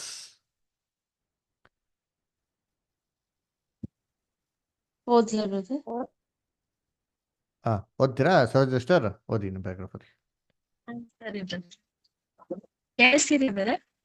ಸಿಸ್ಟರ್ ಸ್ವಲ್ಪ ಡಿಸ್ಟರ್ಬೆನ್ಸ್ ಕಟ್ ಆಗ್ತೈತೆ. ಈಗ ಬ್ರದರ್ ಪರವಾಗಿಲ್ಲ. ಹೌದಾ, ಇಲ್ಲಿ ನೆಟ್ವರ್ಕ್ ಸರಿ ಹೋಗ್ಲಿ ಬಿಡಿ. ನೋಡಿ ಸರಿ ಬ್ರದರ್, ಬೇರೆ ರೀ. ಎಲ್ಲರ ಪಾದಗಳನ್ನು ತೊಳೆಯುವ ಕೆಲಸವನ್ನು ಪೂರ್ಣಗೊಳಿಸಿದ ನಂತರ ನಮ್ಮ ಕರ್ತನು ತನ್ನ ಹೊರ ಉಡುಪುಗಳನ್ನು ಮತ್ತೆ ಧರಿಸಿಕೊಂಡು ಭೋಜನದಲ್ಲಿ ಕುಳಿತನು. ಇದು ಪಸ್ಕಾ ಭೋಜನ. ನಂತರದಲ್ಲಿ ರೊಟ್ಟಿ ಮತ್ತು ದ್ರಾಕ್ಷಾರಸದ ಸ್ಮರಣೆಯ ಭೋಜನ ಸ್ಥಾಪಿಸಲಾಯಿತು. ನಮ್ಮ ಕರ್ತನು ಈಗ ತನ್ನ ಅವಕಾಶವನ್ನು ಬಳಸಿಕೊಂಡು ತಾನು ಮಾಡಿದ್ದರ ಅರ್ಥವನ್ನು ಅವರಿಗೆ ವಿವರಿಸಿದನು. ಈ ಕೀಳು ಸೇವೆಯು ತಾನು ಕರ್ತ ಮತ್ತು ಯಜಮಾನನಲ್ಲ ಎಂದು ಸೂಚಿಸುವುದಿಲ್ಲ, ಆದರೆ ಕರ್ತನು ಮತ್ತು ಯಜಮಾನನಾಗಿ ಯೆಹೋವನ ಕುಟುಂಬದ ಚಿಕ್ಕ ಸದಸ್ಯರಿಗೆ ಸೇವೆ ಸಲ್ಲಿಸಲು ಮತ್ತು ಅವರ ಸಂತೈಸುವಿಕೆಗಾಗಿ ಸೇವೆ ಸಲ್ಲಿಸಲು ಅತ್ಯಂತ ಕೀಳಾದ ಸೇವೆ ಸಹ ಮಾಡಲು ಸಿದ್ಧನಿದ್ದಾನೆ ಎಂದು ಸೂಚಿಸಿದನು. ಮತ್ತು ಅವರು ಒಬ್ಬರಿಗೊಬ್ಬರು ಅಂತಹ ಸೇವೆಯನ್ನು ಮಾಡಲು ಹಿಂಜರಿಯಬಾರದಿತ್ತು, ಬದಲಿಗೆ ಸಂತೋಷ ಪಡಬೇಕಿತ್ತು.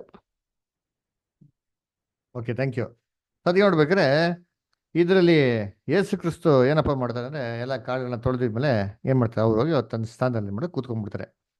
ಕೂತ್ಕೊಂಡ್ಬಿಟ್ಟು ಶಿಷ್ಯಂದ್ರಗಳಿಗೆ ಏನಪ್ಪ ಪಾಠ ಕಲಿಸಿದ್ರು ಅಂತಂದರೆ, ವಾಕ್ಯದಲ್ಲಿ ಏನು ಹೇಳ್ತಾರೆ, ನಾನೇ ನಿಮ್ಮ ಗುರುವಾಗಿದ್ದು ಏನ್ರೆ ನಿಮ್ಮ ಪಾದಗಳನ್ನ ತೊಳೆದೀನಿ ಅಂತಂದರೆ ನೀವೇನು ಮಾಡಕ್ಕೆ ಮತ್ತೊಬ್ಬರು ಪಾದಗಳನ್ನ ತೊಳಿಬೇಕು ಅಂತಂತ ಹೇಳ್ತಾರೆ. ಏನಪ್ಪ ಒಂದು ಪಾಠ ಕಲಿಸ್ಕೊಡ್ತಾ ಇದ್ರು ಅಂತಂದರೆ, ಏನ್ರಿ ಶಿಷ್ಯನ್ರು ಅಂತಂದಿದ್ಮೇಲೆ ಎಷ್ಟೇ ಒಂದು ಚಿಕ್ಕ ಕೆಲಸ ಆಗಲಿ, ಕೀಳಾಗಿರೋದು ಕೆಲಸ ಸರಿ, ಅದು ಮಾಡೋಕೆ ಏನಾಗಿರ್ಬೇಕು, ಯಾವತ್ತೋ ಸಿದ್ಧವಾಗಿರ್ಬೇಕ್ರಿ. ಹರ್ಟ್ ಆಗ್ಬೋದು ಅದರ, ಏನ್ರಿ ಅಯ್ಯೋ ನಮಗೆ ದೊಡ್ಡ ಕೆಲಸ ಕೊಟ್ಟಿಲ್ಲ, ದೊಡ್ಡ ಕೆಲಸನೇ ಕೊಟ್ರೆ ನಮಗೆ ತುಂಬ ಇಂಪಾರ್ಟೆಂಟು ಅಂತಲ್ಲ ರೀ. ಅದರ ನಮಗೆ ಬೈಬಲಲ್ಲಿ ನಮ್ಮ ಬ್ರದರ್ ಕೂಡ ರಿಪೀಟ್ಸ್ ಬರೀಬೇಕಾದ್ರೆ ಹೇಳ್ತಾರೆ. ಏನು ಹೇಳ್ತಾರೆ ಅಂದರೆ, ಒಂದು ಬ್ಯೂಟಿಫುಲ್ ಎಕ್ಸಾಂಪಲ್ ಕೊಡ್ತಾರೆ. ಎಕ್ಸಾಂಪಲ್ ಏನಂದರೆ, ಒಬ್ಬ ಬ್ರದರ್ಗೆ ಅದರ ಒಳ್ಳೆ ಸ್ಪೀಕರು, ಚೆನ್ನಾಗಿ ಒಳ್ಳೆ ಸೂಪರ್ ಸಬ್ಜೆಕ್ಟ್ ಮಾತಾಡ್ತಾರೆ ಅಂತಂದ್ಬಿಟ್ಟು ಅವ್ರಿಗೆ ಯಾರೋ ಒಬ್ರು ಬ್ರದರು, ಏನ್ರಿ ಬ್ರದರ್ ದಯವಿಟ್ಟು ನೀವು ನಮ್ಮ ಒಂದು ಚಿಕ್ಕ ಸಭೆಗೆ ಬಂದು ನೀವು ಏನು ಮಾಡ್ಕೊ ಒಂದು ಸಬ್ಜೆಕ್ಟ್ ತೊಗೊಬೇಕು ಅಂತ ಹೇಳಿದ್ರೆ, ಆಯಿತು ಅಂದ್ಬಿಟ್ಟು ಬ್ರದರು ಆ ಡೇಟ್ಗೆ, ಪರ್ಟಿಕ್ಯುಲರ್ ಡೇಟ್ಗೆ ಯಾವುದೋ ಒಂದು ಡೇಟ್ ಹೇಳಿದ್ರೆ ಆ ಡೇಟ್ಗೆ ಫಿಕ್ಸ್ ಆಗಿರುತ್ತೆ ಅಂತ ತಿಳ್ಕೊಳ್ಳಿ. ಅದಾಗಿದ್ದ ನಂತರ ಇನ್ನೊಂದು 2-3 ದಿನದ ನಂತರ ಸಡನ್ನಾಗಿ ಒಂದು ದೊಡ್ಡ ಕನ್ವೆನ್ಷನ್ ಇದೆ ಬ್ರದರ್, ತುಂಬ ಗ್ರ್ಯಾಂಡ್ ಕನ್ವೆನ್ಷನ್, ತುಂಬ ಸಾವಿರಾರು ಜನ ಬರ್ತಾ ಇದ್ದಾರೆ, ತುಂಬ ಇಂಪಾರ್ಟೆಂಟು, ನೀವು ದಯವಿಟ್ಟು ಬರಲೇಬೇಕು, ನೀವೊಂದು ಸಬ್ಜೆಕ್ಟ್ ಮಾತಾಡಬೇಕು ಅಂತಂದವಾಗ, ಅದೇ ದಿನ ಮಾತಾಡಬೇಕು ಅಂದವಾಗ ಈ ಬ್ರದರು ಯಾವುದಕ್ಕೆ ಇಂಪಾರ್ಟೆನ್ಸ್ ಕೊಡ್ತಾರೆ? ಆಲ್ರೆಡಿ ಕಮಿಟ್ ಆಗಿರೋಂಥ ಒಂದು ಚಿಕ್ಕ ಸಭೆನ ಬಿಟ್ಬಿಟ್ಟು ಒಂದು ದೊಡ್ಡದಾಗಿರೋಂಥ ಒಂದು ಸಭೆಗೆ ಮುಖ್ಯತ್ವ ಕೊಟ್ಟು ಅದರ ಎಲ್ಲರ ಮುಂದೆ ಹೈಲೈಟ್ ಆಗಿ ಚೆನ್ನಾಗಿ ಮಾತಾಡಬೇಕು ಅಂತ ಒಂದು ಆ್ಯಟಿಟ್ಯೂಡಲ್ಲಿ ತನ್ನ ಡಿಸಿಷನ್ ಚೇಂಜ್ ಮಾಡಿದೆ ಅಂತಂದರೆ, ನಮ್ಮ ಬ್ರದರ್ ಏನಪ್ಪ ಹೇಳ್ತಾರೆ ಅಂದರೆ, ಅದು ಸರಿಯಾದಾಗಿರೋಂಥ ನಿರ್ಧಾರ ಅಲ್ಲ. ನಾವು ಏನಕ್ಕೆ ಇಂಪಾರ್ಟೆನ್ಸ್ ಕೊಡ್ತಾ ಇದ್ದೀರಿ ಅಂತಂದರೆ, ಜನಗಳಿಗೆ, ಕ್ರೌಡ್ಗಳಿಗೆ ಏನು ಮಾಡ್ತಾರೆ, ಇಂಪಾರ್ಟೆನ್ಸ್ ಕೊಡ್ತಾ ಇದ್ದೀರಿ ಅಂತ ಹೇಳ್ತಾರೆ. ದೇವರು ನಮಗೆ ಕನಿಷ್ಠವಾಗಿರೋಂಥ ಅವಕಾಶ ಏನೇ ಕೊಟ್ಟಿದ್ರು ಸರಿ, ಅದನ್ನು ಒಪ್ಕೊಂಡಿದ್ಮೇಲೆ ಅದನ್ನು ನೆರವೇರ್ಸೋಕೆ ಏನಾಗಿರಬೇಕು, ಸಿದ್ಧವಾಗಿರಬೇಕು ಅಂತ ಹೇಳ್ತಾರೆ. ಅದಕ್ಕೆ ಯೇಸು ಕ್ರಿಸ್ತ ಹೇಳೋದು, ಯಾರೋ ಸಣ್ಣ ಸಣ್ಣ ವಿಚಾರದಲ್ಲಿ ದೇವರಿಗೆ ನಂಬಿಕಸ್ಥರಾಗಿರ್ತಾರೋ ಅದು ದೊಡ್ಡ ವಿಚಾರ ಏನಾಗಿರ್ತಾರೆ, ದೇವ್ರಿಗೆ ನಂಬಿಕಸ್ಥರಾಗಿರ್ತಾರೆ. ಅದರ ಸದ್ಯ ನೋಡ್ಬೇಕಾದ್ರೆ ಯೇಸು ಕ್ರಿಸ್ತ ಏನಪ್ಪ ನೋಡ್ಸಿದ್ರೆ, ನಾನೇ ಗುರುವಾಗಿದ್ದು ನಿಮಗೆ ಇಷ್ಟೊಂದು ಲೆವೆಲಲ್ಲಿ ತಗ್ಗಿಸ್ಕೊಂಡು ಸೇವೆ ಮಾಡಿದ್ರೆ ಅಂತಂದರೆ ನೀವಿನ್ನು ಹಿಂಗಿರ್ಬೇಕು. ನೀವು ಇದಕ್ಕಿಂತ ಒಂದು ಕೆಳ ಮಟ್ಟದಲ್ಲಿ ಹೋಗೋದಕ್ಕೆ ನೀವೇನಾಗಿರ್ಬೇಕು, ಸಿದ್ಧವಾಗಿರ್ಬೇಕು. ಮುಖ್ಯವಾಗಿ ನಾನು ಹಿಂಗೆ ನಿಮ್ಗೆ ಹೆಲ್ಪ್ ಮಾಡಿದಿರೋ, ನೀವು ಮತ್ತೊಬ್ರಿಗೆ ಹೆಲ್ಪ್ ಮಾಡೋಕೆ ಏನಾಗಿರ್ಬೇಕು, ಸಿದ್ಧವಾಗಿರ್ಬೇಕು ಅಂತ ಹೇಳ್ತಾರೆ. ಓಕೆನಾ? ಸರಿ, ನೆಕ್ಸ್ಟ್ ಪ್ಯಾರಾಗ್ರಾಫ್ ಯಾರು ಓದ್ತೀರಾ? ನವಿತಾ ಅಷ್ಟೇ ಓದ್ತೀರಾ? ನಮ್ಮ ಕರ್ತನು ಕೊಟ್ಟ ಅಂತ ನೋಡಿ.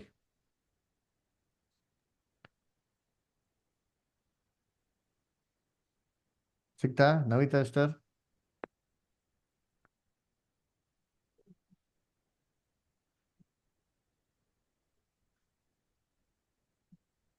ಸಿಸ್ಟರ್ ಇದ್ದೀರಾ? ಸರಿ, ಬೇರೆ ಯಾರು ಓದ್ತೀರಾ? ಇಲ್ಲಿ ಬರೋ ಸಿಸ್ಟರ್ಸ್ ಯಾತ್ರ ಇಲ್ಲ. ಸಿಕ್ತಾ? ಓದಿ. ಹೌದು ಇಷ್ಟ. ನಮ್ಮ ಕರ್ತನು ಕೊಟ್ಟ ಮಾದರಿಯು ಅಂದರೆ ಪಾದ ತೊಳೆಯುವಿಕೆಯ ರೀತಿಯ ಸೇವೆ ಅಲ್ಲ, ಬದಲಿಗೆ ಅದು ವಾಸ್ತವ ರೂಪದ ಸೇವೆಯಾಗಿತ್ತು. ನಾವು ಅರ್ಥ ಮಾಡಿಕೊಂಡಂತೆ ಈ ಉದಾಹರಣೆಯಲ್ಲಿ ಯಾವುದು ಕರ್ತನ ಜನರು ವಾರ್ಷಿಕವಾಗಿ, ವಾರಕ್ಕೊಮ್ಮೆ, ಮಾನಸಿಕವಾಗಿ ಅಥವಾ ಯಾವುದೇ ಸಮಯದಲ್ಲಿ ನಿರ್ವಹಿಸಬೇಕಾದ ಸಮಾರಂಭದ ಸ್ವರೂಪದಲ್ಲಿರಲಿಲ್ಲ. ಆದರೆ ಆತನ ಸೇವೆಯ ತತ್ವವು ಆತನ ಅನುಯಾಯಿಗಳಲ್ಲಿ ಎಲ್ಲಾ ಸಮಯದಲ್ಲೂ ಆಚರಿಸಬೇಕಾದ ಮಾದರಿಯಾಗಿದೆ. ಅವರು ಒಬ್ಬರನ್ನೊಬ್ಬರು ಪ್ರೀತಿಸಬೇಕು ಮತ್ತು ಒಬ್ಬರೊಬ್ಬರ ಸೇವೆ ಮಾಡಬೇಕು ಮತ್ತು ಪರಸ್ಪರ ಸೌಕರ್ಯ ಮತ್ತು ಒಳಿತಿಗಾಗಿ ಮಾಡಬಹುದಾದ ಯಾವುದೇ ಸೇವೆಯನ್ನು ತುಂಬಾ ಕೀಳಾಗಿ ಪರಿಗಣಿಸಬಾರದು. ನೋಡ್ರಿ, ಯಾವುದೇ ಸೇವೆನೋ ಕೀಳಾಗಿ ಏನ್ ಮಾಡ್ಬಾರ್ದು, ಪರಿಗಣಿಸ್ಬಾರ್ದು ಅಂತ ಹೇಳ್ತಾರೆ. ಅದರ ನೋಡ್ರಿ, ಯೇಸು ಕ್ರಿಸ್ತ ಹೆಂಗ್ ಹೇಳ್ತಾರೆ, ಏನ್ರಿ ಒಂದು ಕಾಲ್ ತೊಳೆಯೋದು, ಇದನ್ನ ಹಿಂಗೆ ತೊಳಿರಿ ಅಂತ ಯೇಸು ಕ್ರಿಸ್ತ ಹೇಳಿಲ್ಲ. ಈಗ ಹೇಳೋ ಜನ ಸಭೆಯಲ್ಲಿ ಮಾಡ್ತಾ ನೋಡ್ತೀನಿ, ವರ್ಷಕ್ಕೆ ಏನು ಮಾಡ್ತಾರೆ, ವರ್ಷ ಕರೆಕ್ಟಾಗಿ ಬಂದಾಗ ಗುಡ್ ಫ್ರೈಡೆ ಬಂದಾಗ ಏನು ಮಾಡ್ತಾರೆ, ಆ ಸಭೆಯಲ್ಲಿರೋ ಪಾಸ್ಟ್ರು ನೀರು ತಗೊಂಡು ಎಲ್ಲಾರ ಕಾಲ್ಗಳು ಏನು ಮಾಡೋದು, ತೊಳೆಯೋದು. ಇನ್ನು ವರ್ಷದ ಮಿಕ್ಕಿದ್ರೆ ಮೂಸು ನೋಡಲ್ಲ, ಬಂದರೆ ಬತ್ತಿ ಹೋದ್ರೆ ಹೋಯ್ತೀಯ ಹೋಗೋ ಅಂತಂದ್ಬಿಟ್ಟು ಅದರ ಆ ಥರ ಇರ್ತಾರೆ. ಅದರ ಹಂಗಲ್ಲ ಯೇಸು ಕ್ರಿಸ್ತ ಹೇಳ್ತಾರೆ, ಕಾಲು ತೊಳಿಲಿಟ್ರಾಗೆ ಅಂತ ಹೇಳ್ತಾ ಇಲ್ಲ ರೀ. ಅಂದರೆ ನೀವು ಮತ್ತೊಬ್ರಿಗೆ ಹೆಲ್ಪ್ ಮಾಡಕ್ಕೆ ಯಾವತ್ತೇನಾಗಿರೋ ಸಿದ್ಧವಾಗಿರು. ಹೆಂಗೆ ಹೆಲ್ಪ್ ಮಾಡಕ್ಕೆ ಸಿದ್ಧವಾಗಿರು ಅಂದರೆ, ಒಂದು ತುಂಬ ಕೀಳಾಗಿರೋಂಥ ಕೆಲಸ ಇದೆಯಾ, ಅದು ತುಂಬ ಕನಿಷ್ಠವಾಗಿರೋ ಕೆಲಸ ಇದೆಯಾ, ತುಂಬ ಚಿಕ್ಕದಾಗಿರೋ ಕೆಲಸ ಇದೆಯಾ, ಹೈಲೈಟೇ ಆಗಲ್ವಾ, ನಿನ್ನ ಬಗ್ಗೆ ಯಾರು ಗೊತ್ತಾಗಲ್ವ, ಆದರೂ ಕೂಡ ಮತ್ತೊಬ್ರಿಗೆ ಹೆಲ್ಪ್ ಮಾಡೋಕ್ಕೆ ಅದು ಯಾವಾಗ ನೀನಾಗಿರ್ಬೇಕು, ಸಿದ್ಧವಾಗಿರು ಅಂತ ಹೇಳ್ತಾರೆ. ಈ ಕೆಲಸನ ಏನು ಮಾಡೋ ಏಸು ಕುಸಿಗೆ ಮಾಡೋ ಅಂತ ಹೇಳ್ಕೊಟ್ಟಿರೋ ಹೊರತು ಲಿಟ್ರಲಾಗಿ ಕಾಲು ತೊಳೆ ಅಂತ ಕೆಲಸ ಅಲ್ಲ ರೀ. ಇವಾಗೆಲ್ಲ ಎಲ್ಲಿ ಕಾಲು ತೊಳಿತಾರೆ, ಕಾಲು ಎಳೆದು ಬಿಡ್ತಾರೆ ಬೇಕಾರೆ, ಅದ್ರ ಕಾಲು ಎಳ್ಬಿಟ್ಟು ಹೋಗು ತಾವು ಮೇಲೆ ಬರೋಕೆ ಏನು ಮಾಡ್ತಾರೆ, ಪ್ರಯತ್ನ ಮಾಡ್ತಾರೆ. ಹಂಗಂತೇಳಿಲ್ಲ ಏಸು ಕ್ರಿಸ್ತು ಯಾರ ಏನ್ರಿ, ಒಬ್ಬರನ್ನ ಸಹಾಯ ಮಾಡಿ ಮೇಲ್ ಬರೋದಕ್ಕೆ ಏನು ಮಾಡ್ಬೇಕು, ಅವ್ರಿಗೆ ಹೆಲ್ಪ್ ಮಾಡಕ್ಕೆ ರೆಡಿಯಾಗಿರ್ಬೇಕ್ರಿ ಅಲ್ವರ. ಅದನ್ನೇ ಏಸು ಕ್ರಿಸ್ತು ಏನು ಮಾಡಿದ್ದು ಅಲ್ಲಿ ಕಲ್ಸ್ಕೊಟ್ಟಿದ್ದು. ಅದರ ಒಬ್ಬರು ಕಾಂಪಿಟೇಷನ್ ಇರ್ಬೇಕ್ರಿ, ಕಾಂಪಿಟೇಷನ್ ಬೇಡಪ್ಪ, ಎಲ್ಲರೂ ಈಕ್ವಲ್ ಆಗಿರಿ ಅಲ್ವರ. ನೀವೇನಾಗಿರ್ಬೇಕು, ನೀವು ಯಾರು ನಿಮ್ಮಲ್ಲಿ ದೊಡ್ಡವರಾಗಿರ್ತಾರೋ ಎಲ್ಲರಿಗಿಂತ ಅದಕ್ಕೆ ಕೆಲಸ ಮಾಡೋರಾಗಿರಿ ಅಂತ ಹೇಳ್ತಾರೆ ಅಲ್ವರ. Okay, next paragraph. ಯಾರು ಓದಿಲ್ಲ? ಅಮೃತ ಸಿಸ್ಟರ್ ಲೈನೇ ಇದ್ದೀರಾ? ಅನಿತಾ ಸಿಸ್ಟರ್ ಯಾರಿದ್ದಾರೆ? ಮ್ಯಾಗಿ ಸಿಸ್ಟರ್ ಓದ್ತೀರಾ?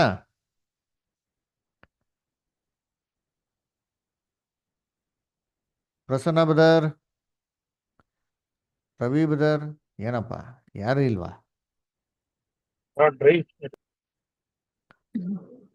ಓದ್ಲಾ ಬ್ರದರ್? ಸಿಸ್ಟರ್ ಓದಿ.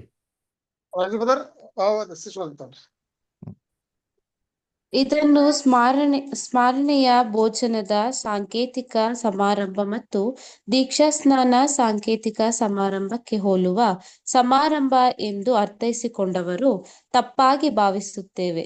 ಇದರಲ್ಲಿ ಯಾವುದೇ ಸಾಂಕೇತಿಕತೆ ಇಲ್ಲ ಎಂದು ತೋರುತ್ತದೆ. ಇದು ಜೀವನದ ಪ್ರತಿಯೊಂದು ವ್ಯವಹಾರಕ್ಕೂ ಲಗತ್ತಿಸುವ ನಮ್ರತೆಯ ತತ್ವದ ಒಂದು ಉದಾಹರಣೆಯಾಗಿದೆ.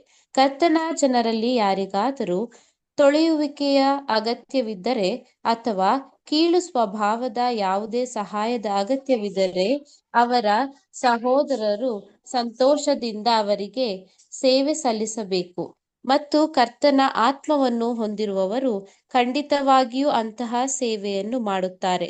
ಆದರೆ ಕೆಲವರು ಮಾಡುವಂತೆ ಕರ್ತನ ಜನರಲ್ಲಿ ಪ್ರತಿಯೊಬ್ಬರೂ ಮೊದಲು ತಮ್ಮ ಪಾದಗಳನ್ನು ತೊಳೆದು ಶುದ್ಧೀಕರಿಸಬೇಕು ಮತ್ತು ನಂತರ ಪ್ರತಿಯೊಬ್ಬರೂ ಪರಸ್ಪರರ ಪಾದಗಳನ್ನು ಸಂಪ್ರದಾಯಬದ್ಧವಾಗಿ ತೊಳೆಯಬೇಕು ಎಂದು ಒತ್ತಾಯಿಸುವುದು ಅವರು ನಮಗೆ ಅನುಸರಿಸಲು ಸೂಚಿಸುವ ಅವರ ಮಾದರಿಗೆ ವಿರುದ್ಧವಾಗಿದೆ. ಆ ಉದಾಹರಣೆ ಒಂದು ಸೇವೆಯಾಗಿತ್ತು, ಅನಾನುಕೂಲತೆ ಮತ್ತು ಸಂಪ್ರದಾಯವಲ್ಲ. Thank you brother. Thank you sister. ನೋಡ್ರ ಸೇಮ್ ಲಾಸ್ಟ್ ಪ್ಯಾರಾಗ್ರಾಫ್ ಹೇಳ್ತಾರೆ, ಇಲ್ಲಿ ಯೇಸು ಕ್ರಿಸ್ತು ಕೊಟ್ಟಿದ್ದು ಏನಂದ್ರೆ ಸಂಪ್ರದಾಯ ಅಲ್ಲ, ಅದರ ನಾವು ಮಾಡ್ಬೇಕಾರಂತ ಏನ್ರಿ ಒಂದು ಸೇವೆ ಅಂತ ಹೇಳ್ಬೇಕಾದ್ರೆ ಯಾವ ಥರ ನಾವು ಸೋದರಗಳಿಗೆ ಕೆಲಸ ಮಾಡೋಕ್ಕೆ ಏನಾಗಿರ್ಬೇಕು, ಸಿದ್ಧವಾಗಿರ್ಬೇಕು ಅಂತ ಹೇಳ್ತಾರೆ ಅಲ್ವರ. ಇದೇ ಥರ ನೀವು ಕಾಲ್ಕ ತೊಳಿರಿ ಅಂತ ಹೇಳ್ತಾರೆ. ಈ ಸಭೆಗಳಲ್ಲಿ ಮಾಡ್ತಾರೆ ಗೊತ್ತಾ ಅಲ್ವರ. ಅದೆಲ್ಲ ಯೇಸು ಕ್ರಿಸ್ತು ಹೇಳಿಲ್ಲ ಹಿಂಗೇ ಮಾಡು ಅಂತ ಅಂದ್ಬಿಟ್ಟು. ಹೀಗೆ ಮಾಡೋದು ಏನರ್ಥ, ಹಾಗೆ ಮಾಡೋ ಅಂತನ ಆ ಥರ ನಡ್ಕೊಳ್ರಿ ಅಂತ ಅರ್ಥ ಅಲ್ವರ. ನಾನು ಮಾಡೋಂಥ ರೀತಿಲಿ ಮಾಡೋಂಥ ಹಂಗೆ ಮಾಡೋಕೈತದ ಎಕ್ಸಾಕ್ಟಾಗಿ ಅದ್ರ ಏನು ಬಂದರೆ ಈ ಥರ ನಡ್ಕೊಳ್ರಿ ಅಲ್ವರ, ಈ ಥರ ಬಿಹೇವ್ ಮಾಡ್ರಿ, ಈ ಥರ ವರ್ತಿಸ್ರಿ ಅಂತ ಏನು ಮಾಡಿದ್ರೆ ಯೇಸು ಕ್ರಿಸ್ತು ಅಲ್ಲಿ ಹೇಳಿರಿ ಅಂತ ನಾವು ಏನು ಮಾಡ್ತೀವಿ ನೋಡ್ತೀವಿ. ಓಕೆ, ನೆಕ್ಸ್ಟ್ ಪ್ಯಾರಾಗ್ರಾಫ್ ಯಾರು ಓದ್ತೀರಾ? ನವಿತಾ ಸ್ಟರ್ ಓದ್ತೀರಾ? ನಿಮ್ದು ಸೌಂಡ್ ಬರ್ತಾ ಇಲ್ಲ ನವಿತಾ ಸ್ಟರ್.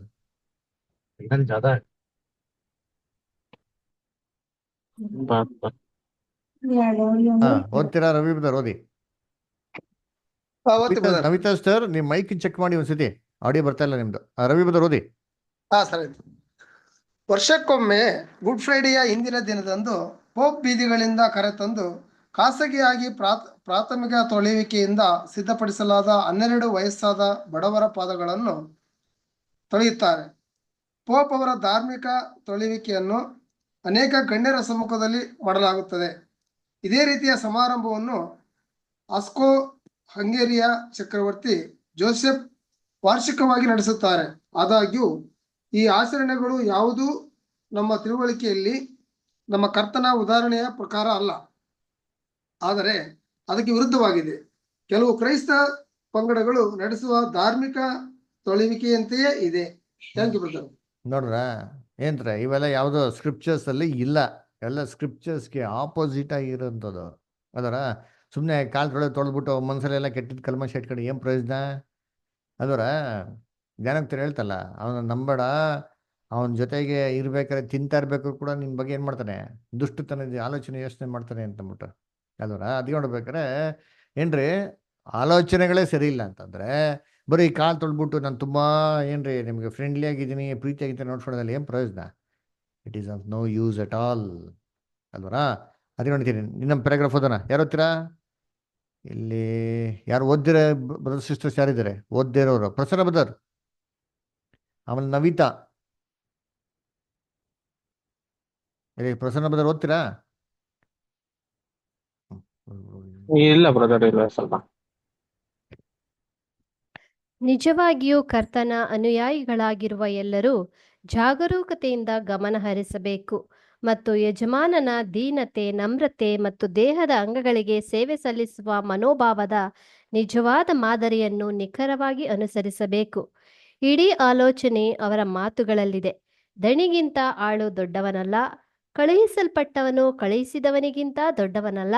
ನೀವು ಇದನ್ನು ತಿಳ್ಕೊಂಡು ಜೀವನದ ಎಲ್ಲಾ ವ್ಯವಹಾರಗಳಲ್ಲಿ ಅನ್ವಯವಾಗುವ ಈ ತತ್ವಗಳನ್ನು ನೀವು ಮೆಚ್ಚಿದರೆ ಇದರಂತೆ ಮಾಡಿರಿ. ನೀವು ಈ ನಿಯಮದ ಪ್ರಕಾರ ಬದುಕುತ್ತಿದ್ದರೆ, ಒಬ್ಬರನ್ನೊಬ್ಬರು ಪ್ರೀತಿಸುತ್ತಿದ್ದರೆ ಮತ್ತು ಸೇವೆ ಮಾಡುತ್ತಿದ್ದರೆ ನೀವು ಧನ್ಯರು. ವಚನಗಳು 16 ಮತ್ತು 17. ಬ್ಯೂಟಿಫುಲ್ ಆಗಿ ಹೇಳ್ತಾರೆ. ಏನ್ ಹೇಳ್ತಾರೆ? ನೀವು ಇದನ್ನ ಅರಿತವರಾಗಿದ್ರೆ ಇದನ್ನ ಮಾಡ್ರಿ. ಇದನ್ನ ಮಾಡಿದ್ರೆ ನೀವೇನ್ರಿ ಧನ್ಯರು ಅಂತ ಏನ್ ಮಾಡ್ತಾರೆ ಹೇಳ್ತಾರೆ ಅಲ್ವರ? ಏನಪ್ಪ ಧನ್ಯರು ಅಂದ್ರೆ ಅದರ ಬ್ಲೆಸ್ಸೆಡ್. ಅದರ ಏನಪ್ಪ ಬ್ಲೆಸ್ಸೆಡ್ ಕಂಡೀಷನ್? ಬರೀ ಕೇಳ್ಕೊಳೋದಲ್ಲ, ಕೇಳ್ಕೊಳೋ ಪ್ರಕಾರ ಪ್ರಾಕ್ಟಿಕಲ್ ಆಗಿ ನಡೆದೇ ನೋಡಿಸ್ಬೇಕು ನೋಡ್ರಿ. That is very important. ಏಸು ಕ್ರಿಸ್ತು ಅದೇ ಎದುರು ನೋಡಿ ಶಿಷ್ಯನ ಹತ್ರ ಅದರ ನೀವು ಕೈ ಕಾಲು ತೊಳ್ಬಿಟ್ರೆ ಆಗಲ್ಲಪ್ಪ, ಅದನ್ನು ಏಸು ಕ್ರಿಸ್ತು ಎದುರು ನೋಡ್ಲಿ ಅಂತಾರೆ. ಅಂದ್ರೆ ಒಬ್ರಿಗೊಬ್ರಿಗೇನ್ರಿ ಸಹಾಯ ಮಾಡೋಕ್ಕೇನಾಗಿರಿ ನೀವು ಸಿದ್ಧವಾಗಿರ್ರಿ ಅಲ್ವರ? ಆಮೇಲೆ ನೋಡಿ ಲಾಸ್ಟ್ ಪ್ಯಾರಾಗ್ರಾಫ್ ಅದರ ಸ್ಪರ್ಧಾ ಮನೋಭಾವ, ಜಗಳ ಮತ್ತು ಒಣಜಂಬದ ಭಾವನೆಗಳು ವಿಶೇಷವಾಗಿ ಜೀವನದಲ್ಲಿ ಯಾವುದೇ ಮಟ್ಟದ ಪ್ರತಿಭೆ ಅಥವಾ ಸಾಮರ್ಥ್ಯ ಅಥವಾ ಗೌರವಾನ್ವಿತ ಸ್ಥಾನವನ್ನು ಹೊಂದಿರುವ ಕರ್ತನ ಜನರಲ್ಲಿ, ವಿಶೇಷವಾಗಿ ಸಭೆಯಲ್ಲಿ ಪ್ರಭಾವಶಾಲಿ ಸ್ಥಾನಗಳಲ್ಲಿರುವವರಲ್ಲಿ ಕಂಡುಬರುತ್ತದೆ. ಮತ್ತು ಆದ್ದರಿಂದ ಇವರು ಈ ಮಾಂಸದ ಬಾಧೆಯ ವಿರುದ್ಧ ವಿಶೇಷವಾಗಿ ಜಾಗರೂಕರಾಗಿರಬೇಕು.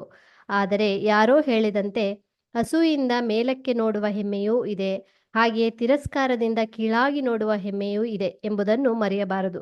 ಯಾವುದೇ ವ್ಯಕ್ತಿಯಲ್ಲಿ, ಯಾವುದೇ ಸ್ಥಾನದಲ್ಲಿ, ಯಾವುದೇ ವಿಷಯದಲ್ಲಿ ಹೆಮ್ಮೆಯು ದೇವರ ದೃಷ್ಟಿಯಲ್ಲಿ ಅತ್ಯಂತ ಖಂಡನೀಯ ಮತ್ತು ಅವನಿಗೆ ಅಪ್ರಿಯವಾಗಿದೆ ಎಂದು ಕರ್ತನ ಅನುಯಾಯಿಗಳು ನೆನಪಿನಲ್ಲಿಟ್ಟುಕೊಳ್ಳಬೇಕು.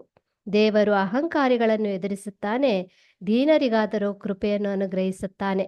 ಆದ್ದರಿಂದ ಕರ್ತನ ಪ್ರೀತಿಯಲ್ಲಿ ಉಳಿಯಲು ಬಯಸುವ ಎಲ್ಲರೂ ಈ ಮಾರ್ಗದಲ್ಲಿ ಬಹಳ ಜಾಗರೂಕರಾಗಿರಬೇಕು. ಬಹಳ ದೀನತೆ ಇರಬೇಕು, ನಡವಳಿಕೆಯಲ್ಲಿ ಬಹಳ ದೀನತೆ ಮತ್ತು ವಿಶೇಷವಾಗಿ ಮನಸ್ಸಿನಲ್ಲಿ ದೀನತೆ ಇರಬೇಕು. ಯಾಕೋಬ 4:6, 1 ಪೇತ್ರ 5:5. ನೋಡ್ರ ಇವೆಲ್ಲ ಎಲ್ಲಪ್ಪ ಶುರು ಆಯ್ತಾರೆ ಅಂತ ಹೇಳ್ತಾರೆ. ಬ್ಯೂಟಿಫುಲ್ ಎಕ್ಸಾಂಪಲ್ ಹೇಳ್ತಾರೆ ಅಂದ್ರ ಈ ತರ ಏನ್ರಿ ಹೊಟ್ಟೆ ಕಿಚ್ಚು, ದ್ವೇಷ, ಅದರ ಒಳ ಹೆಮ್ಮೆ, ಅದರ ಬೇರೆಯವ್ರಕ್ಕಿಂತ ನಾವು ಶ್ರೇಷ್ಠ, ಎಲ್ಲರಿಗಿಂತ ನಾವು ಉನ್ನತವಾಗಿರ್ಬೋದು, ಇವೆಲ್ಲ ಎಲ್ಲಪ್ಪ ಬೆಳೀತಾರೆ ಅಂತಂದ್ರೆ ಏನ್ರಿ ಸಭೆಯಲ್ಲಿ ಅಂತ ಏನ್ ಮಾಡ್ತಾರೆ ಹೇಳ್ತಾರೆ. ಅದರ ಸಭೆಯಲ್ಲಿ ಮುಖ್ಯವಾಗಿರೋ ಸ್ಥಾನಗಳಿರೋರಿಗೆ ಇದು ತುಂಬಾ ಡೇಂಜರ್ ಆಗಿರೋಂಥ ಏನ್ ಮಾಡ್ತಾರೆ ಅಲ್ಲಿ ಹೇಳ್ತಾರೆ.